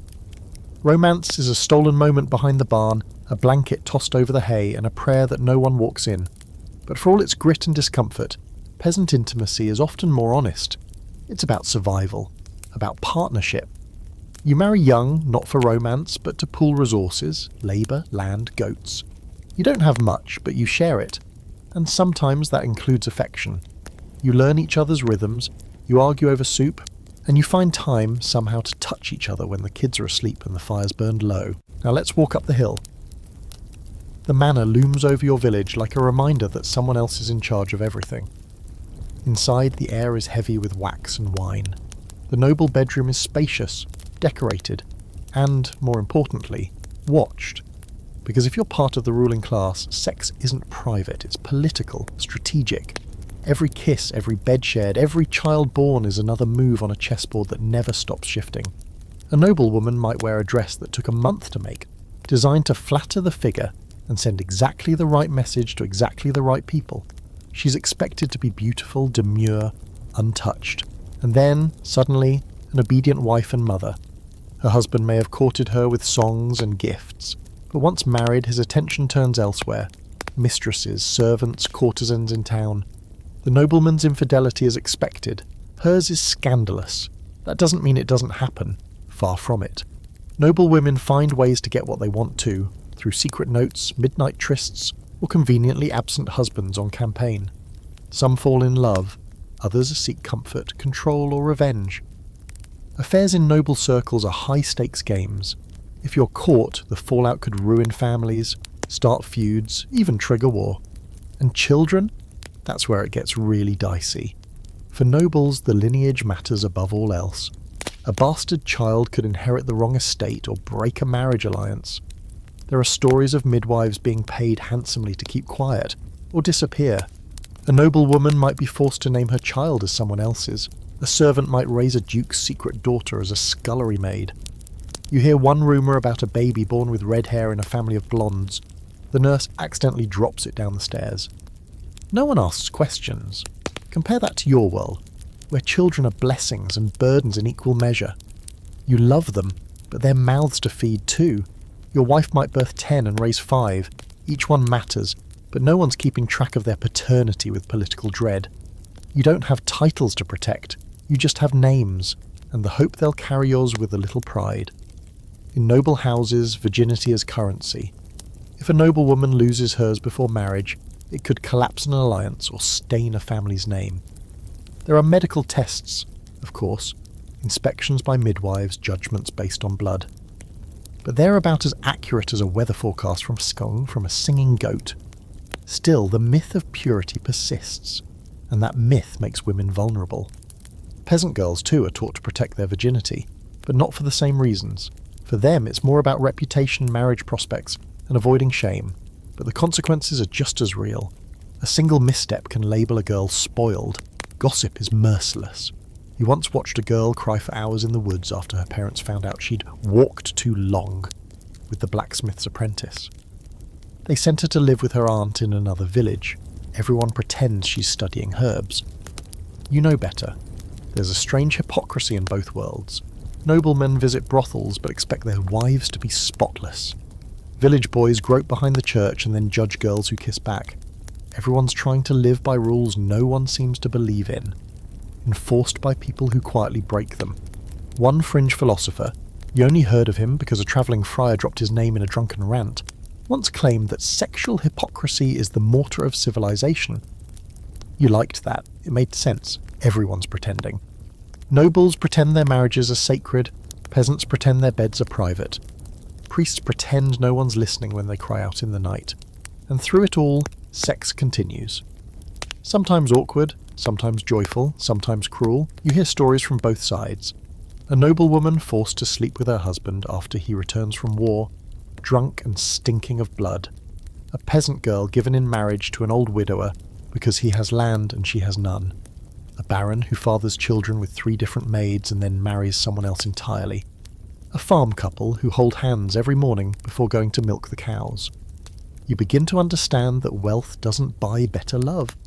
It just buys more places to hide the ugly parts. And that poverty doesn't mean simplicity, it just means fewer choices. But in both worlds there are moments, tender, rare, human. A stolen kiss in a sunlit garden. A laugh shared in a muddy field. A touch that means, I see you, even if the world says you don't matter. You lie awake some nights wondering who has it better. The nobleman with his chambermaid, or the baker and his wife curled up by the oven, warm and exhausted. You don't come to a clear answer. Maybe there isn't one. Maybe in the end it's not about noble or peasant at all. Maybe it's about who gets to choose, and who doesn't. You're standing in church, stiff from the cold stone floor beneath your boots, trying to stay awake while the priest recites this week's lecture on moral conduct. His voice drones on like a bee trapped in a jar, and then, as if summoned by the boredom in the room, he says the words that make everyone suddenly very alert. Fornication, unclean acts, the sin of lust. It's always the same sins, recycled in slightly different Latin, and the message never changes. Sex is dangerous, sacred, and most of the time prohibited. Then he brings out the calendar. Yes, the medieval sex calendar. If you thought marriage gave you license to do the deed whenever you wanted, think again. The church had opinions, so many opinions, and rules, so many rules, specific days when sex is forbidden. Spoiler, it's a lot of days.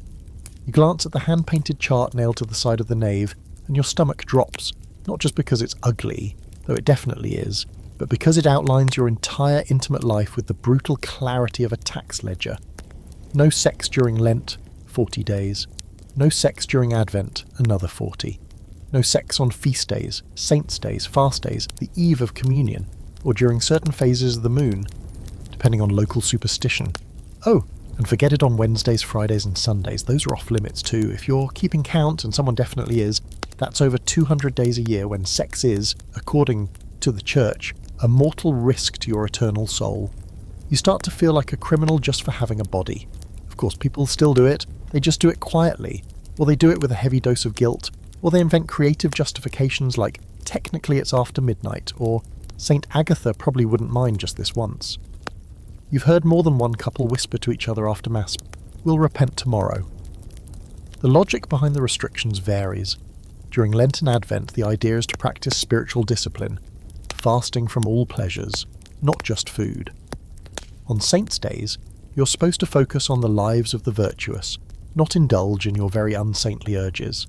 Fridays are sacred because of the crucifixion, Sundays because of the resurrection, and Wednesday? No one's quite sure, but it made the list, so here we are. If you think these rules are hard to follow now, imagine being newlywed and realising you got married right before a major religious festival. Bad timing means no honeymoon, and no hand-holding either, lest it lead to temptation. You hear a story about a couple who accidentally scheduled their wedding for the second week of Lent. The priest flat out told them they'd have to wait 40 days before consummation. You can imagine how well that went. And for those who break the rules, the punishments vary. Technically, confession and penance are the main response, but in some communities it gets worse. Public shaming, forced pilgrimages, marital separation. And if a woman is visibly pregnant during a banned time period, the judgment is swift and brutal. People count backwards. They do the math, and suddenly a holy feast becomes a trial by bump. You hear the village priest once compare sexual sin to a wound that bleeds the soul. Meanwhile, you've watched him stare at every woman under 30 like she's hiding the devil under her skirts.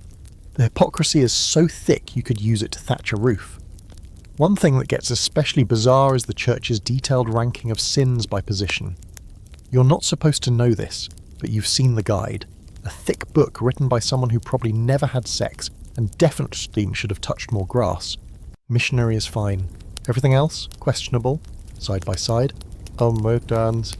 Risky. Standing, carnal, rear entry, straight to hell, on top. May the Lord forgive you. Even if married couples are warned to keep it chaste. That means no excessive kissing, no prolonged affection, and absolutely no pleasure for its own sake. A priest in a nearby town reportedly told a couple that they could only be intimate if they kept their eyes closed and prayed during the act. Sounds romantic.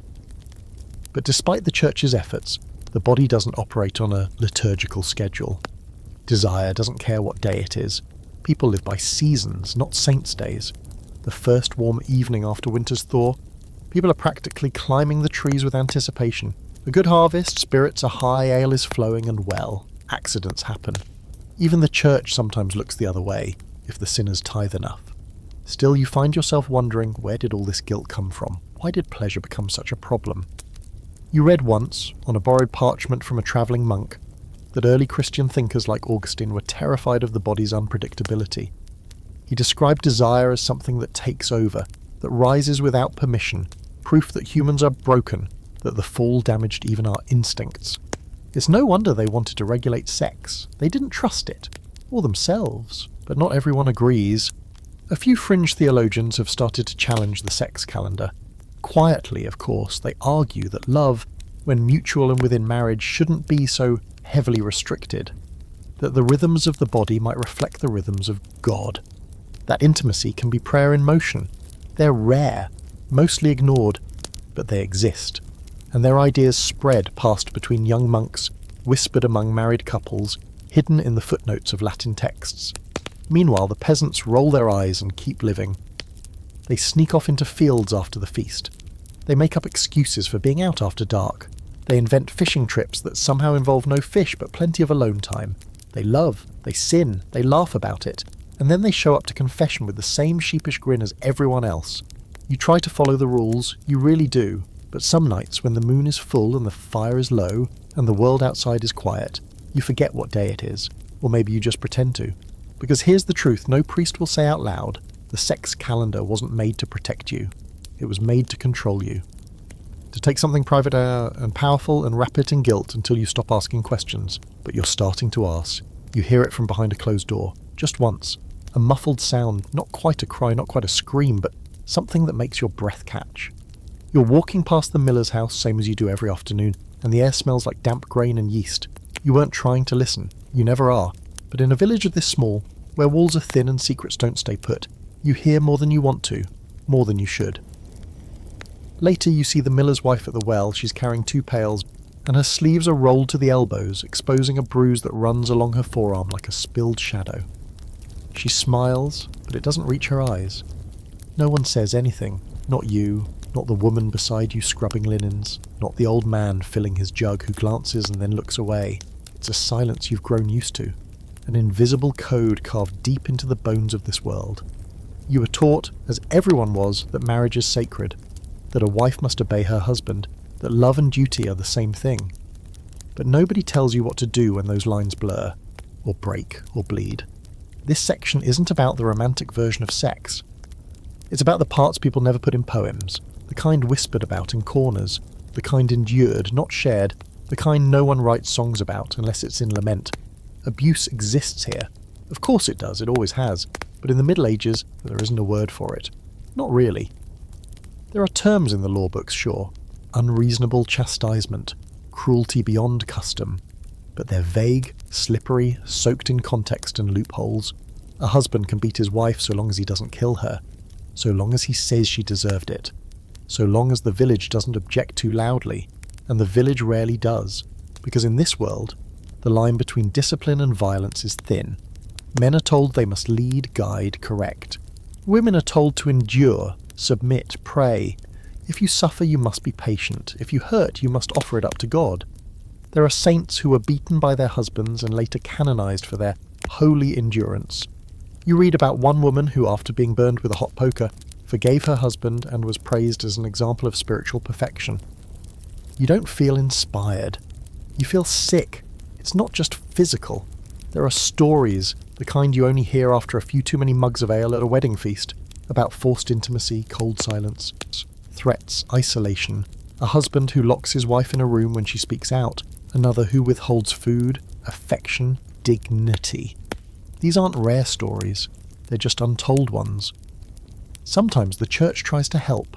There are compassionate priests, bishops who preach mercy, scribes who take down testimonies with trembling hands. But the system isn't built for protection. It's built for endurance, for keeping people in place. Even the few legal options available to women, separation and mensa et thoro, or from bed and board, require proof. And not just bruises. You need witnesses. You need family to advocate. You need to still be useful to someone. And even then, you're not truly free. A woman granted a legal separation cannot remarry. She must remain chaste, alone, and quiet. The man, meanwhile, might take a mistress, or several. No one bats an eye. If a nobleman behaves cruelly, it's a matter of household. If a peasant does it, it's just the way things are. You learn the workaround is always hence or escape. One girl from a nearby village simply vanished one morning. The rumour is she fled in the night, barefoot, taking only what she could carry. Her husband told everyone she'd died of a fever. No one corrected him. Years later, you think you see her at a market 2 towns over, hair cut short, calling herself by a different name. You don't say anything, but she sees you and nods. Sometimes women protect each other. A group of older wives may quietly invite a new bride into their circle and teach her how to move through the day with fewer bruises. What to say, when to disappear, which herbs help heal the swelling, which herbs help with other things. A midwife might look the other way, a cousin might visit for a suspiciously long time, a baker's wife might leave a loaf on the doorstep still warm when she hears something in the night. The line between help and danger is always razor thin. You learn to read people like weather, the way a man's jaw tightens, the way a woman flinches when touched, the way children walk like they're listening for footsteps even in silence. And then there's the church's own darkness, stories of forced vows, of girls sent to convents not because they were called to God, but because they refused a match. Stories of abbots and priests who take what they should never touch, who offer salvation with one hand and sin with the other. These stories are almost never told publicly, but you hear them, everyone does, and once in a while someone vanishes, or someone is reassigned, and the whispers stop. Temporarily, there is a fringe order of women, heretics, according to the church, who preach that no woman should submit to cruelty, that God does not require silence. They call themselves the daughters of Sophia, and they live communally in a forest abbey, refusing male leadership altogether. You've only heard of them through a travelling scribe who said their prayers sound like poetry and that no man dares enter their gates. The church calls them witches. You call them brave. Scholars argue, centuries later, whether the Middle Ages were especially violent toward women or just honest about it. Some say medieval society was no worse than any other. Others say the marriage contract was a cage with holy paint. You don't care what the books say. You know what you've seen and felt. One day you find yourself walking past the well again. The miller's wife is there. Her bruise is gone or hidden. She nods at you, says nothing. But there's something in her hand, a small cloth-wrapped bundle. You recognise it. Chamomile, lavender, a bit of yarrow, the calming kind. You know who gave it to her. You don't need to ask. In a world where pain is passed down like inheritance and silence is mistaken for peace, sometimes the smallest acts, an herb bundle, a shared glance, a whispered warning, are acts of rebellion. You pray for more than that, but for now it's what you have. It's a chill morning, damp fog clinging to the edges of the village like an old shawl. The pigs are snorting in the muck. The hens haven't quite decided whether to leave their coop, and you're halfway through hauling water from the well when you hear the blacksmith mutter the words that stop you cold. He's not just a sinner, he's unnatural. The way he says it makes you shiver. Not from the cold, from something else. Something darker. Because in the Middle Ages, unnatural doesn't mean unusual. It means damned. You know the look people give when they say it. Lips tight, eyes narrow, chin up like they're speaking with divine authority. They're not just accusing someone of sinning. They're accusing them of breaking nature itself. And when it comes to sex, the idea of natural is wielded like a sword. Anything that deviates from the church-approved formula Man, woman, married, missionary, silent, ideally with zero pleasure, is suspect. Everything else, perverse, dangerous, animal. The irony, of course, is that actual animals are exempt from this moral maze. You've watched dogs go at it in the middle of the village green and no one flinches, but if a person strays from the path, if someone is caught in the barn with a goat or worse, another man, or in some position not printed in a psalter, then it's no longer just a sin, it's a crime against creation, a crime against God. You hear the stories often, whispered but vivid. A boy caught lying in the wrong way with a servant, a shepherd accused of unspeakable acts with livestock, a widow who lived alone and was found with certain items under her bed. The facts rarely matter. The accusation is enough. Once branded unnatural, the person is tainted, socially, spiritually, sometimes even legally. The church has plenty to say about it. Theologians, mostly men who likely haven't seen a naked woman in decades, categorize sexual sins with almost obsessive precision. Sodomy, they claim, includes any sexual act that does not lead directly to procreation. That's a wide net. It captures same-sex intimacy, of course, but also oral sex, masturbation, sex during menstruation, anal sex, regardless of the participants, and even excessive enjoyment during intercourse. You could make love to your lawful spouse in your own bed and still be guilty of sodomy if you seem too into it. Punishments vary. Some communities deal with these sins quietly. Confession, penance, a few extra prayers. Others go further. Public shame, fines, imprisonment. In rare and horrifying cases, execution. A man in Toulouse, they say, was tied to a stake and burned for impure relations with his cousin's falcon. You'd think they'd have kept that one quiet, but no, they repeated it in sermons for a decade. Because fear, like fire, spreads fast. Of course, not all accusations are true. In fact, most aren't. Sometimes calling someone unnatural is just an easy way to ruin them. A land dispute, a jealous lover, a woman who said no. Any of these could turn into a whispered charge of perversion. You've seen it happen. A farmhand falsely accused by the Reeves' son after a drunken fight. A young girl punished not for what she did, but for what a man said she did. In these cases, the body becomes a battlefield, a weapon, a lie made flesh. And yet, even with the fear, people still desire, still experiment, still explore the shadowy edges of what their world allows. You've heard of secret gatherings. Small, quiet groups of people who feel different, who are different. Men who love men, women who love women. People who feel like they were born in the wrong skin. They don't have the words for it. There's no identity in the modern sense, but there's recognition, a shared sense of otherness, and sometimes comfort. You meet someone like that once, a traveller. They go by John, though their voice is soft, their manner graceful, and their eyes watch everything like they're always half a step ahead. They wear men's clothes, carry a lute, and sing songs in a voice that makes even the old nuns lean in to listen. One night, after too much mead, they confide that they were raised as a girl, that they've never felt like one, that they had to leave their village or be married off to a man twice their age. You ask what they are and they smile, half sad, half proud, and say, "Just me, that's enough." It's the bravest thing you've ever heard, and still the church insists that what is natural must follow divine design. That deviation is the devil's fingerprint. Theologians like Peter Damian and Thomas Aquinas write pages and pages condemning sodomitical vice, linking it to disease, disaster, and moral decay. Aquinas even places it below murder on the hierarchy of sins.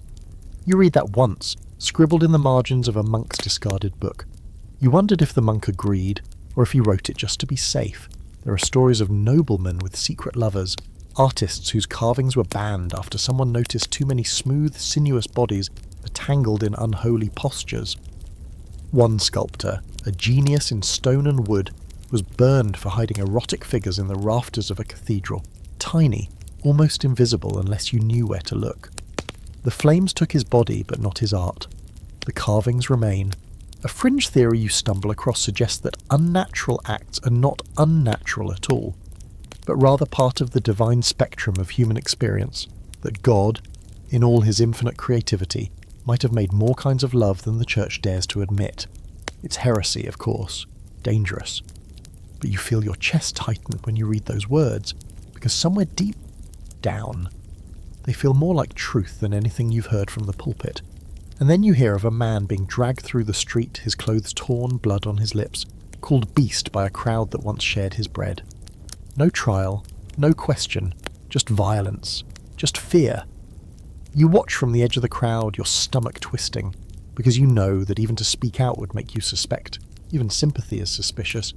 So you look away, like everyone else. That night you dream of John's song, the one they sang by the fire, that hawk who loved the moon. You wake up before the ending. You never get to find out if the hawk reached her. But you hope he did, because if the world has a heart, it has to be big enough for all of this. The love, the confusion, the aching, beautiful, complicated truth of what it means to want. Even when it's called unnatural. You're flipping through an old manuscript in the back of a scriptorium, half searching for something on herbal poultices, and half just trying to avoid being assigned to latrine duty. When you see it, a doodle, not a flower, not a bird, not a noble crest or a devotional border. No, this one is unmistakable. A naked man bending over backward, doing something that definitely isn't in the rule of St. Benedict. Right there, in the margin of a book supposedly about St. Jerome and Jerome's commentary on Isaiah, you blink, look again, it's still there. Ink faded, lines rushed, but it's absolutely what you think it is. You've just stumbled into one of the strangest, most fascinating corners of medieval life, erotic art. And before you ask, yes, it existed. Yes, it was everywhere. And no, the church wasn't thrilled about it. But here's the thing. Monks may have copied sacred texts by day, but sometimes by candlelight after hours. They let their quills wander. And the results are memorable. Marginelia, as it's called, refers to the strange little drawings squeezed into the blank spaces of medieval manuscripts. Some are sweet, some are absurd, and some are incredibly inappropriate. Naked figures, animals in compromising positions, couples tangled together in ways that defy gravity, and sometimes anatomy. You've seen bunnies jousting with phallic carrots.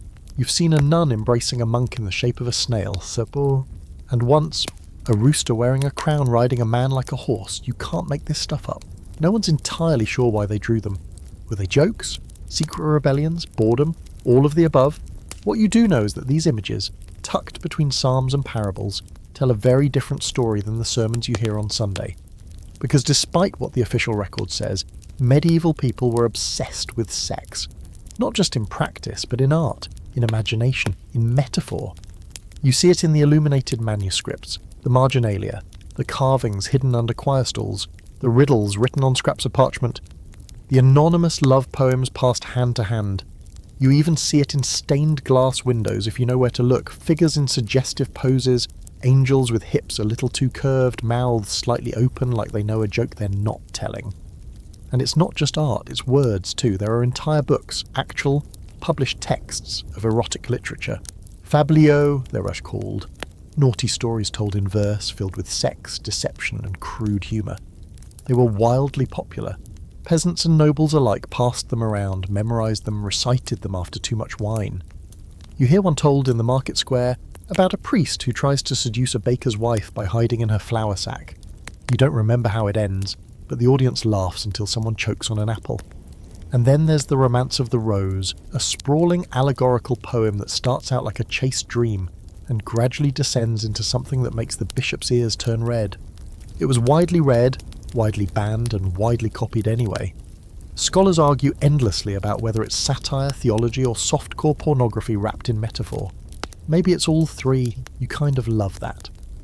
But art doesn't always make it out unscathed. The church censors when it can. Some monasteries scrape the risque margins off old manuscripts, covering them with new illustrations of saints and angels. Others burn entire texts. You've seen the scorch marks on the shelf, but the drawings always come back, sometimes hidden, sometimes disguised, but always there, because you can suppress bodies, but not imagination. One of the strangest, most debated carvings you come across is that of the Sheela-na-gig, stone figures of women squatting, spreading their legs wide, bearing exaggerated vulvas carved right into the walls of churches and castles across Ireland and Britain. No one agrees what they mean. Are they fertility symbols, warnings against lust, pagan holdovers, female power made literal? They've been scrubbed, defaced, worshipped and studied, but no one ever manages to erase them completely. There's a theory, a fringe one of course, that these erotic images weren't just jokes or indulgences, but spiritual expressions. That some medieval artists believed sexuality was a part of the divine, not separate from it, a force that, when understood, could lead not to sin, but to transcendence. The idea is quickly condemned by the church, branded heresy, but you read about it in a scrap of parchment tucked inside a hollowed-out book. It ends with a phrase you can't stop thinking about. The body is not the enemy of the soul, but its mirror. You wonder what would have happened if that idea had caught on. Instead, the mainstream theology leans heavily into fear. Passion leads to destruction. Beauty leads to temptation. Sex leads to hell. And yet, everywhere you look, medieval art betrays a different story. One of curiosity, of play, of the inescapable truth that humans will always want to see and draw and imagine. Some of the most provocative images aren't even explicit. A woman with loosened hair, normally a sign of sexual availability. A man with a raised hem exposing just enough leg to make you look twice. A knight helping a lady dismount in a way that feels more like undressing. Suggestion is its own kind of seduction. Even the divine isn't immune. Jesus is often shown with bare chest, soft features, exposed wounds in places that make theologians fidget. Mary is frequently painted nursing, breast visible, eyes turned upward with ambiguous emotion. Saints are pierced, bound, weeping in poses that wouldn't look out of place in a lover's painting. There's a sensuality that lives right next to the sanctity. You start to realise that medieval minds weren't as prudish as you were told, repressed, sure, conflicted, absolutely, but not blind, not unaware. They were fascinated by bodies, just as much as we are. Maybe more because they weren't allowed to admit it. And when people can't speak freely, they draw, they carve, they scribble saints kissing in the margins and pen poems about lust disguised as holy longing. You leave the scriptorium that day with your mind buzzing, not just with what you saw, but what it means. That even in a world dominated by rules and robes and ritual, people found ways to tell the truth, through art, through laughter, through little naked men doing cartwheels in the margins of holy books, and you think maybe that's the real legacy. Not just that desire exists, but that it refuses to be erased. She greets you with hands stained green, smelling like rosemary and something else, something earthy, pungent, a little sharp around the edges. Her eyes are the kind of tired that comes from seeing too much and sleeping too little, and she wears her age like a cloak, visible, but not shameful. She's the village midwife. You've known her all your life, but never really seen her until today. Until the day you come to her, not because someone's been born, but because you have questions about something that no priest, no parent, and certainly no monk has ever explained properly. You don't say the word sex, you don't have to. She nods like she's been waiting for you to ask. Midwives in Celibacy, Middle Ages, are some of the most underappreciated and quietly powerful people around. They're not just baby catchers, they're herbalists, caretakers, healers, confidants. They know how the body works, not from books, but from experience. They have touched it, mended it, and in many cases protected it. And unlike the priests who preach fear and sin from a pulpit, midwives understand the body, not as something shameful, but as something real, tangible, sacred in a very different way. She leads you into her cottage, where bundles of herbs hang from the rafters like upside-down prayers. The light inside is soft, golden, warm. You sit by the hearth while she pulls out a small leather pouch. Inside, dried lavender, crushed juniper, 2 tiny vials of oil, and something that looks like wax but isn't. For pain, she says simply. Then, for pleasure too, if it's done right. You blink. You've never heard those 2 words in the same sentence before. Pain and pleasure. In your world, they're never spoken of as choices, but she talks about them like ingredients in a recipe, something you can measure, adjust, understand. She teaches you things that no one else dares to say. How a woman's body changes during arousal, how to recognize a partner's comfort or discomfort, how to touch someone without hurting them, and how to stop if they ask you to. It feels like forbidden knowledge. Sacred, yes, but dangerous too, because it gives you a power the church never wanted you to have, awareness, and it's not just about pleasure. It's about safety. She shows you herbs that can ease pain after intercourse, roots that can delay a pregnancy, teas that bring on bleeding if your cycle stops for too long. You don't ask how she knows these things, you just listen, absorb. Pray that you'll remember it when it matters most. She doesn't write anything down, most midwives don't, partly because they can't, partly because if anyone found their notes, they'd be accused of sorcery, or worse, of corrupting the morals of young women. You've heard of midwives burned for less.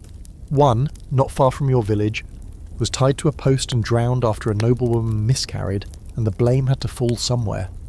Still, the knowledge passes on, quietly, carefully, from woman to woman, through stories, songs, metaphors that sound like nothing but mean everything. You hear them differently now, that lullaby your mother used to sing while combing your hair. It's not about roses at all. The church has a complicated relationship with midwives. On one hand, they need them.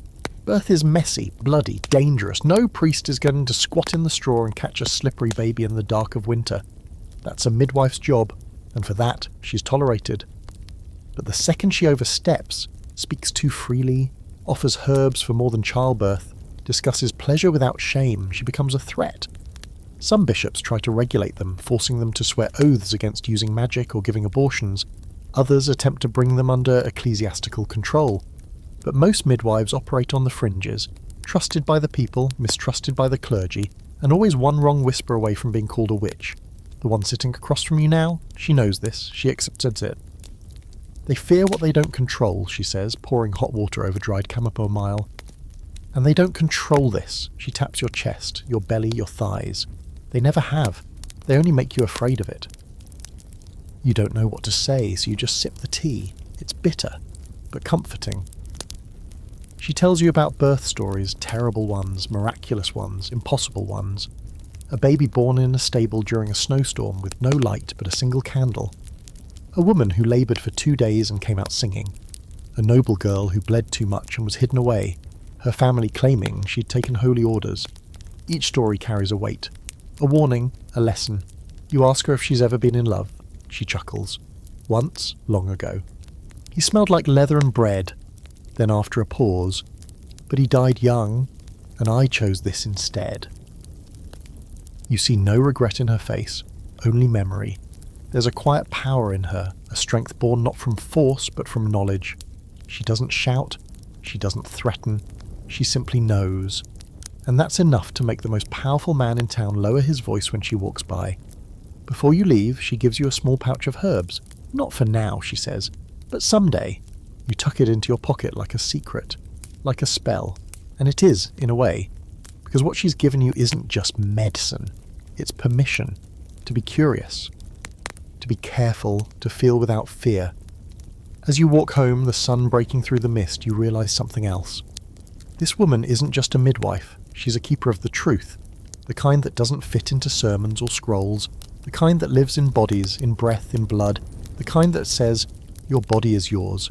It's tucked away in a glass case at the local Lord's Manor behind a velvet rope, and a placard that says Authentic Chastity Belt 14th Century. It looks more like something from a torture chamber than a symbol of virtue. Iron, rusted, fitted with a terrifying set of clasps and a lock so heavy it could anchor a boat. The local guide tells the story with a smug little grin. Back in the day, husbands would lock these onto their wives before heading off to war, to keep them pure, to protect their honour. He winks. Half the room chuckles. The other half cringes. You stare at the thing and feel your stomach twist. Not just from the idea of it, but from the weight of the lie behind it. Because here's the truth. Chastity belts are probably the biggest medieval sex myth ever forged, sometimes literally. The image is dramatic, a jealous knight, a trembling wolf, a key hanging on a chain around his neck as he rides off to the Holy Land.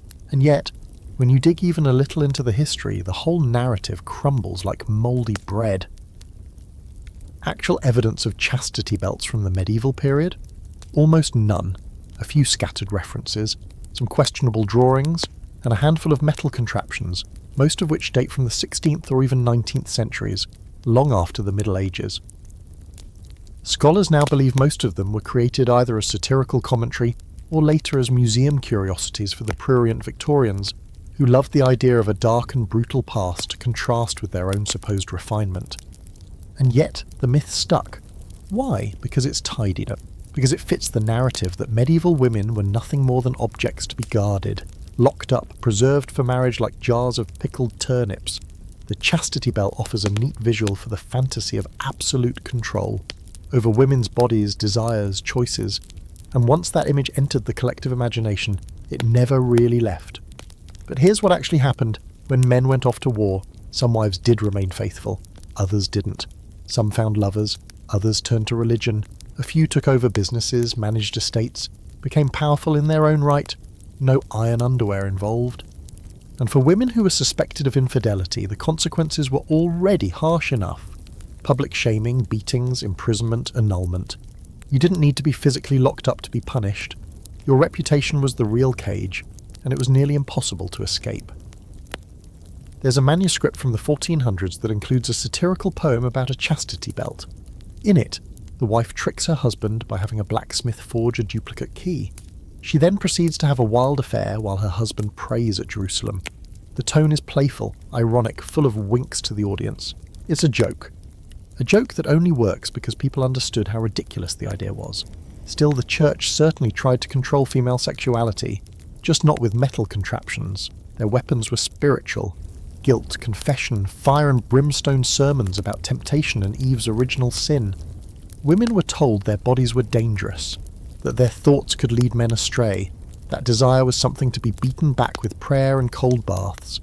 And when that didn't work, there were always rules about what to wear, how to speak, where to walk, who to be seen with. A woman's virtue was treated like a glass, clear, fragile, and valuable only when intact.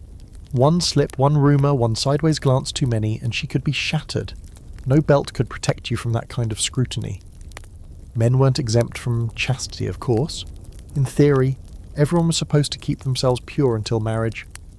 But in practice, male indiscretions were often overlooked, forgiven, or even celebrated. A knight who slept with tavern girls was real. A woman who did the same was damned. You once overheard a group of young men in the fields joking about chastity belts. "If I had a wife," one said, "I'd fit her with one made of steel." Another replied, "No need. Just keep her barefoot and pregnant." They all laughed. You didn't. Because behind the joke is fear, of desire, of independence, of not being able to control the uncontrollable. A woman who enjoys sex? Dangerous. A woman who seeks it out? Terrifying. Better to imagine a world where her body can be locked up, boxed away, owned. And yet, in every village you see proof that the myth doesn't hold. Wives who flirt, widows who remarry quickly, midwives who know too much, girls who disappear for a few days and come back glowing. Desire slips through any lock. The body finds its own way. There's a fringe group of women, herbalists, mostly, who openly mock the idea of chastity belts. They craft clay replicas, tiny and absurd, and hang them in their homes as charms. "To keep away boring men," one says with a smirk. They laugh and tell stories about knights who are more faithful to their horses than to their wives. One even swears she once removed a belt from a visiting merchant's wife, only to find it wasn't iron at all, but clever leatherwork designed for easy removal. She had 3 keys, the midwife said. None of them belonged to her husband. You love that story. The debate continues in scholarly circles. Some argue that chastity belts were real, rare, and symbolic, more ceremonial than functional. Others say they're complete fabrications born from post-medieval fantasies of repression. A few insist they were used to prevent masturbation, not infidelity. But the truth is probably more complex, and far less metallic. You return to the glass case at the manor and look at the object again. It's crude, unwieldy, impractical in every way. You imagine wearing it, sitting, walking, living. It's absurd. But it's also a reminder of how eager people are to believe that control is possible. You turn away and wonder how many modern myths are forged from the same fear. And you think, maybe the real chastity belt isn't made of iron at all. Maybe it's made of shame. You watch him ride into town, armour glinting beneath a layer of grime, his horse foaming at the mouth, hooves slicing through the mud like he's trying to outrun something. He's a crusader, just returned from the Holy Land, and everything about him says war. The gash on his cheek, the way he squints in daylight, the unspoken heaviness he carries like another weapon. But you've seen this before. He'll wash, he'll pray, and then, after a few stiff drinks and a long silence, he'll start looking for a warm bed. Because war doesn't cleanse desire, it sharpens it. And the men who come back from crusades don't return holy. They return starved, physically, emotionally, sexually. Whatever they were promised in sermons and vows, they didn't find it on the road to Jerusalem. What they did find: pain, heat, bodies, and temptations they never knew existed. The Church sold the Crusades as spiritual warfare, marching east to defend the faith to claim salvation. But those who went brought more than swords.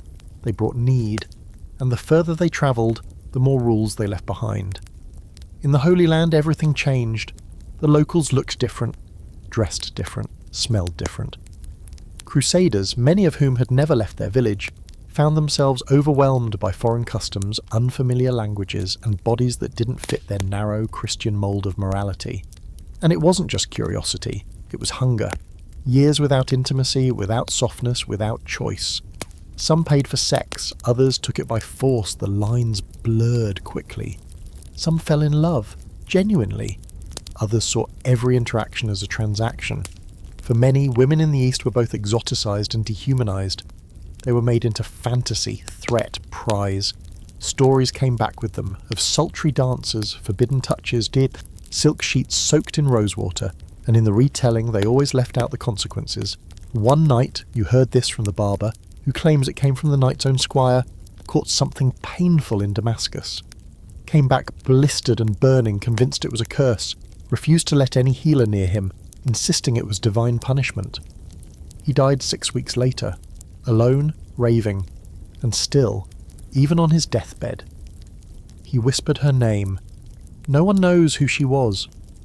But let's not pretend all the lust was one-sided. Eastern cities like Antioch, Acre, and even Jerusalem had their own economies around the Crusaders, brothels, courtesans, and women who saw the influx of soldiers as both opportunity and danger. For some, offering companionship was survival. For others, it was strategy, a way to learn secrets, to build alliances, to trade intimacy for safety. The Church, of course, condemned it, in theory.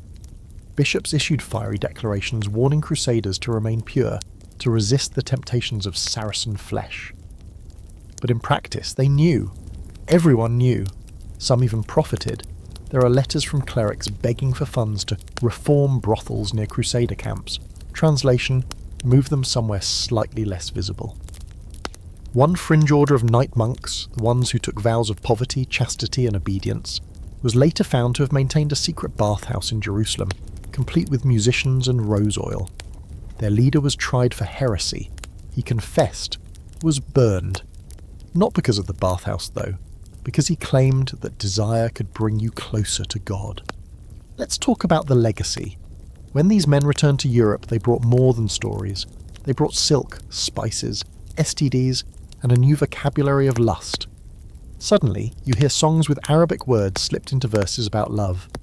Erotic poetry filled with references to almond eyes and golden skin.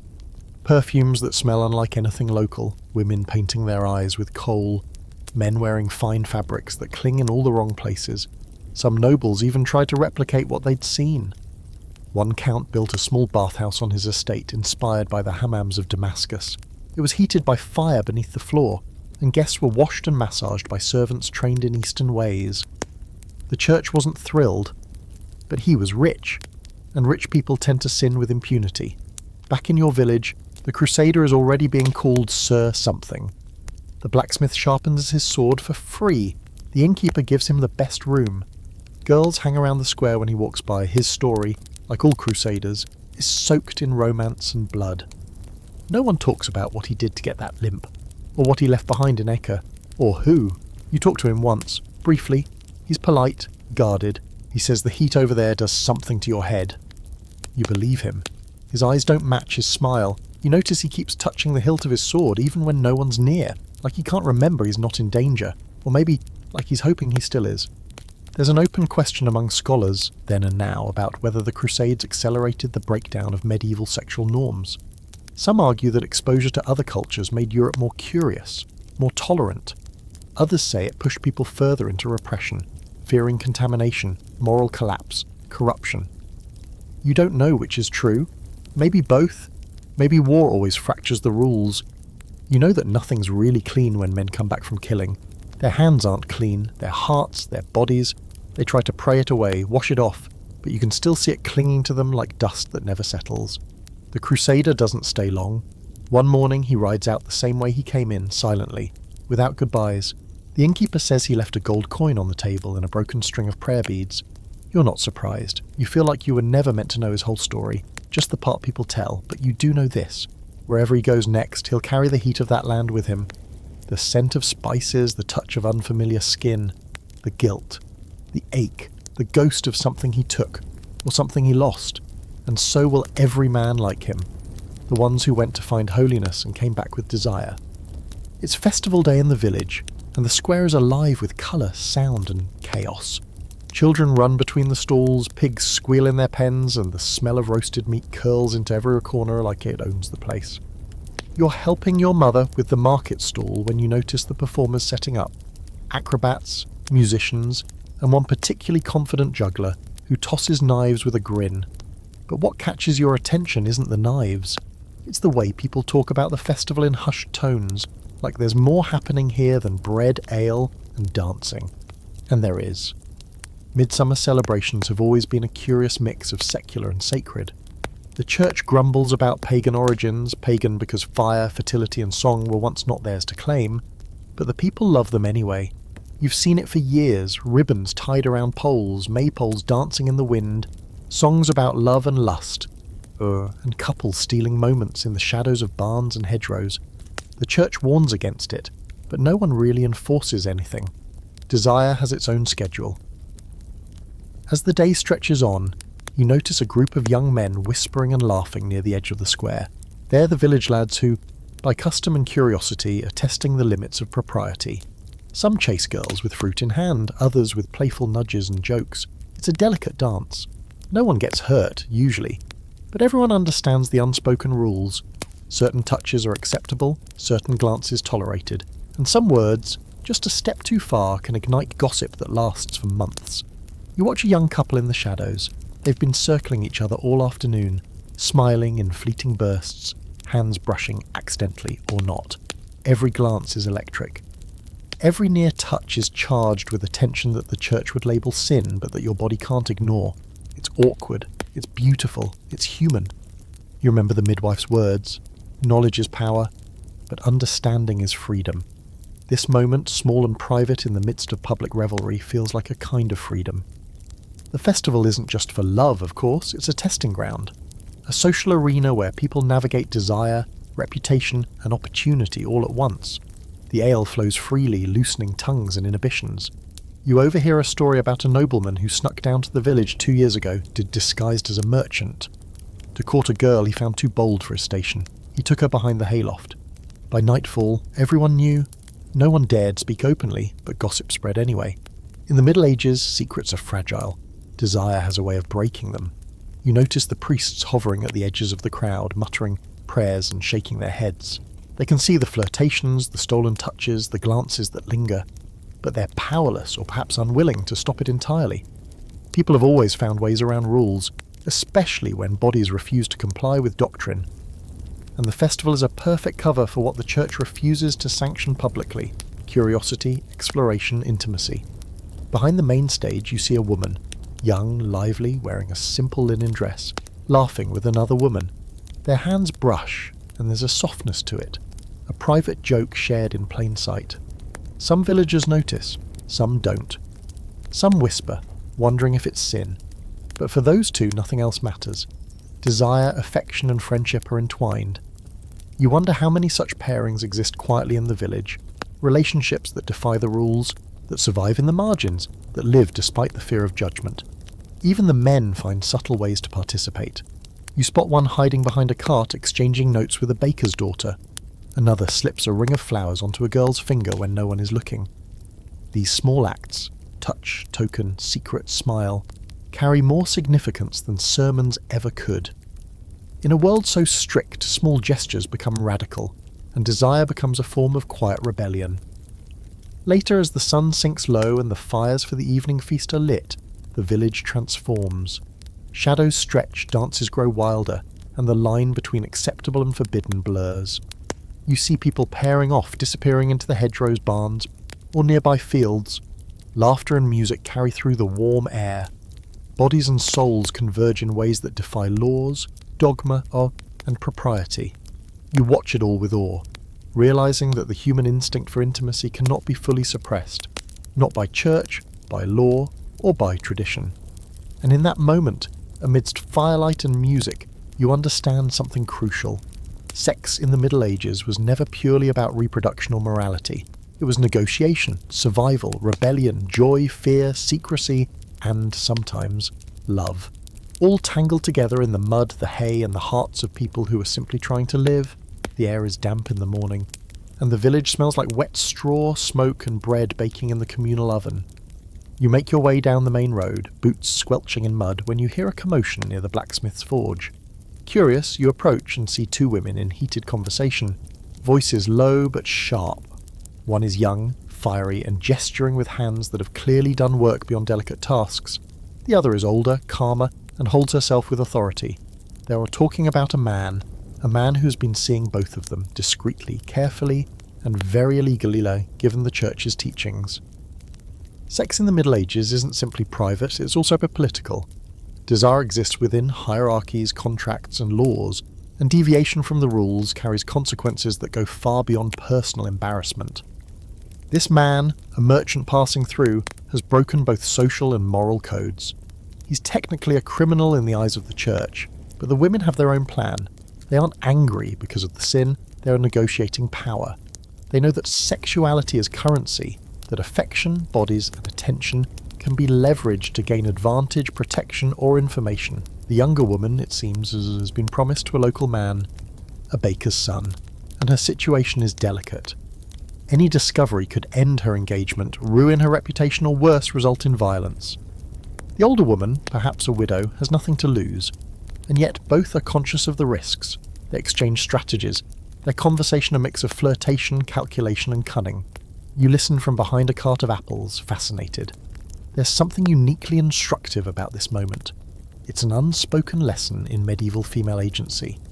The church insists that women must be chaste, obedient, and stern, yet here are two negotiating their desires openly, at least between themselves.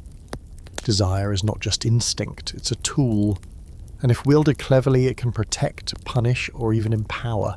There's a subtle humour in their conversation too, a kind of irreverence toward rules that dictate what they should feel. Meanwhile, gossip spreads. The blacksmith notices the gathering, the town crier catches wind, and a group of children pretending not to eavesdrop begins repeating parts of the story to anyone who will listen. In a world without newspapers, rumours carry fast. Social surveillance is everywhere, and yet private behaviour persists in hidden corners, behind curtains, under hay, and in fields.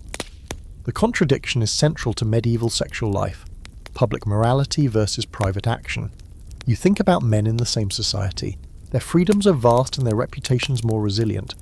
A man can wander, bed whomever he chooses, and face little scrutiny.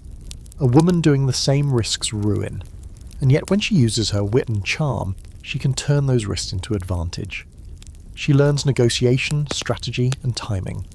In subtle ways, the very constraints imposed upon women teach lessons in cunning and adaptability unmatched in men of similar age and station. Sexuality here is entangled with economy. The merchant's attention, his gifts, even his presence are resources. What seems purely intimate, kisses, embraces, whispered confessions, has a value, calculated in social influence, protection, and leverage. Pleasure, while present, is rarely simple. Desire is interwoven with strategy. Every act carries meaning far beyond what appears on the surface. The church provides the moral framework, sin, virtue, obedience. But real life, the tangled, chaotic mess of human interaction, operates differently. People bend rules, exploit gaps, hide acts in plain sight. Clergy may preach, magistrates may punish, but the lived reality often diverges wildly from doctrine. And the most interesting stories are always found in that divergence. You watch the women part ways, nodding to each other like generals concluding a battle. The merchant remains, oblivious to the layers of power around him. He has no idea the roles the women are playing, manipulating, guiding, assessing, all while appearing compliant to the church, the town, and each other. You realise that sex in this village is not just pleasure or sin, it is negotiation, education, survival, and sometimes rebellion all at once, and you can't help but admire them, not for what they've done, but for how they've done it, with strategy, awareness, and a light touch of defiance. The medieval world may be rigid, oppressive, and obsessed with control, but desire finds a way. and intelligence shapes it into a form that no sermon, law or myth can fully suppress. The castle looms over the village, its stone walls grey and imposing, a monument to power, wealth and control. From here, the world of nobility seems entirely separate, yet intimately connected to the life you've always known. The higher you climb, the stricter the rules, the sharper the scrutiny.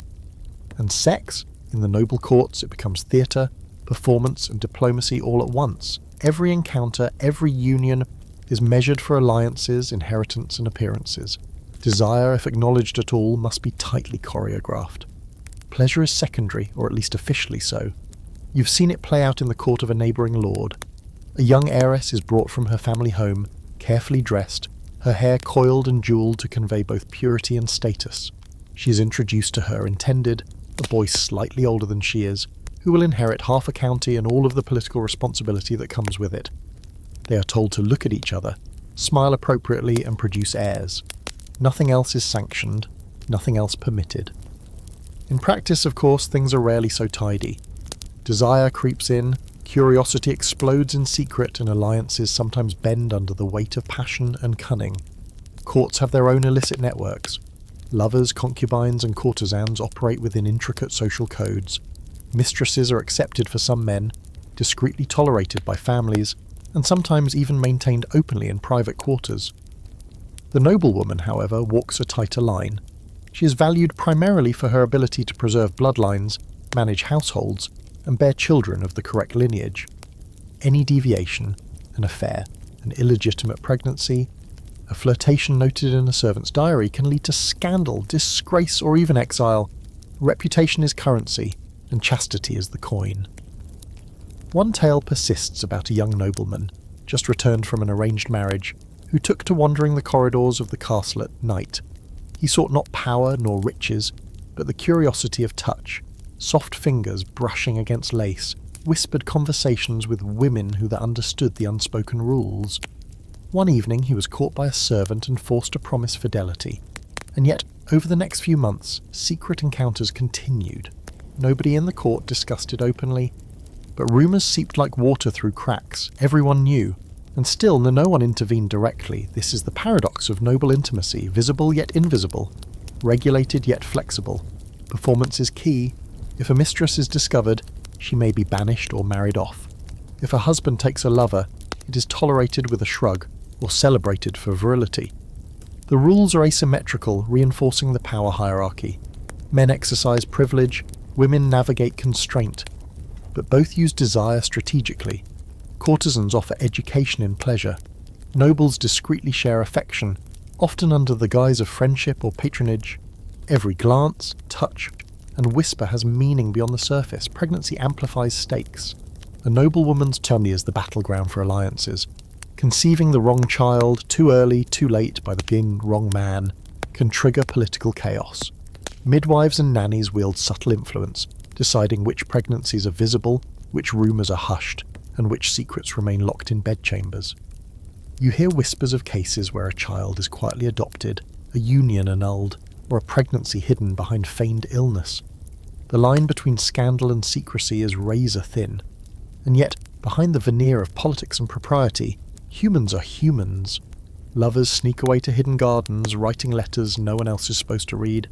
Courtiers whisper in corridors, passing tokens of affection that carry more meaning than any official document.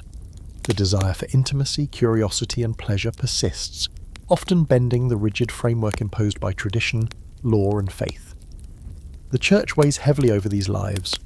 Moral teachings dictate that sex exists only for procreation within marriage. Anything else is sin, and yet the reality is far more complicated. Clergy frequently turn a blind eye, collect tithes from brothels, and offer confession as a safety valve for those who transgress. Desire finds cracks in the edifice of morality, exploiting every hidden corner, every whispered excuse. You notice that in the noble world, sex is never casual. It is always layered, encoded with social meaning. A touch can be both sin and strategy. A glance can negotiate favour or punish defiance. Every body becomes a text, a message, a tool of diplomacy. Pleasure exists, but it is never free. And yet the fact that it persists despite the scrutiny is proof of human resilience. By the time you leave the castle, the sun is setting behind the hills. You've seen how power, sex, and reputation intertwine in ways that are both oppressive and fascinating. Desire, you realise, cannot be fully legislated or suppressed. It bends, adapts, and survives. And in every stolen touch, whispered confession, or quiet negotiation, the Middle Ages remind you that sex is never just sex. It is survival, strategy, and a reflection of the human soul. Night falls quietly over the village, the sky painted in deep indigo with stars beginning to glitter faintly like distant candles. Smoke from chimneys curls lazily into the cold air, carrying the scent of bread baking and fires fed just enough to keep the chill at bay. In this stillness, the rhythms of daily life fade, and you are left with the traces of everything you've seen: the laughter, the whispered secrets, the touch of hands, the stolen kisses, and the calculated negotiations that shape intimacy in this world. It's a time for reflection, and you realise that the Middle Ages were never as simple as they seem in stories or sermons. Sex in this world is messy, human, and always entangled with power, religion, and survival. Even the simplest acts of desire carry consequences. A glance across a market, a whispered promise in the dark, a hand lingered too long, all are charged with meaning and risk. You think of the peasant couples, awkward but genuine in their fleeting embraces. You remember the noble women, manoeuvring through webs of expectation, their bodies and decisions tied to alliances and reputations. You think of the monks who doodled scandal in margins, the midwives who quietly taught wisdom about pleasure and safety, and the secretive rituals in forests and convents that allowed desire to breathe in hidden corners. All of these lives intersect through shared experience, the human need for intimacy and the unpredictable ways desire asserts itself, even under scrutiny. And then there are the myths, the chastity belts, the warnings of divine wrath, the sermons about unnatural acts. They loom large in memory, almost tangible. But looking back, you recognise them for what they are: instruments of fear, control, and obedience. People believed in them because fear is easier to enforce than freedom. And yet human creativity, resilience, and need for pleasure always slipped through the cracks. Marginelia, stories, songs, rituals, whispered strategies, they persisted, reminding everyone that bodies and hearts cannot be fully confined. Disease, punishment, and social condemnation are constants. They hover in the background like storm clouds, shaping behaviour even when unseen. But desire is persistent. It doesn't vanish in the face of law, theology, or hierarchy. It adapts. It finds ways to educate, to empower, to offer fleeting comfort or connection. Even suffering becomes intertwined with learning, understanding the body, understanding power, understanding risk. The midwives' herbs, the clandestine teachings, the subtle negotiations, they are survival strategies. Knowledge itself is liberation. The church, ever present, threads through all of this. Sermons, confessions, moral codes, and unyielding scrutiny. It defines sin, prescribes punishment, and punishes deviation. Yet even in the heart of orthodoxy, cracks appear: erotic art in manuscripts, same-sex desire in convents, sexual curiosity in brothels, flirtation in the village squares. The human spirit finds its own pathways. Rituals, play, storytelling, and subtle rebellion serve as evidence that morality and instinct do not always align neatly. Pleasure, love, and curiosity persist even when socially constrained. Love, in its many forms, emerges quietly in the margins of life. It is tender and awkward among peasants, strategic and hidden among nobles, disciplined and whispered in monasteries and convents. It is fearless in secret gatherings and clever in negotiations, enduring even when surrounded by punishment, disease, or fear. It is not always romantic. Sometimes it is survival, sometimes it is rebellion, sometimes it is understanding, consolation, or mastery of one's own body and choices. Yet it always exists, always asserts itself. Looking across centuries, you can see the continuity, the fears, the restrictions, the hypocrisies, and the small, enduring triumphs of human intimacy. Every glance, touch, or whispered word carries the weight of history. The lessons of the Middle Ages are both caution and inspiration. Desire is human. It cannot be fully contained. It is tangled with power, knowledge, and survival. Yet it is also resilient, inventive, and alive. As you close your eyes, imagining the village in the deep night, you sense the pulse of life beneath it all. Laughter, longing, negotiation, pleasure, punishment, they are threads woven into the very fabric of humanity. The Middle Ages are neither purely dark nor entirely repressive. They are complicated, alive, and profoundly human. And if you listen carefully, you can hear it all: desire, fear, love, and survival, echoing softly through time.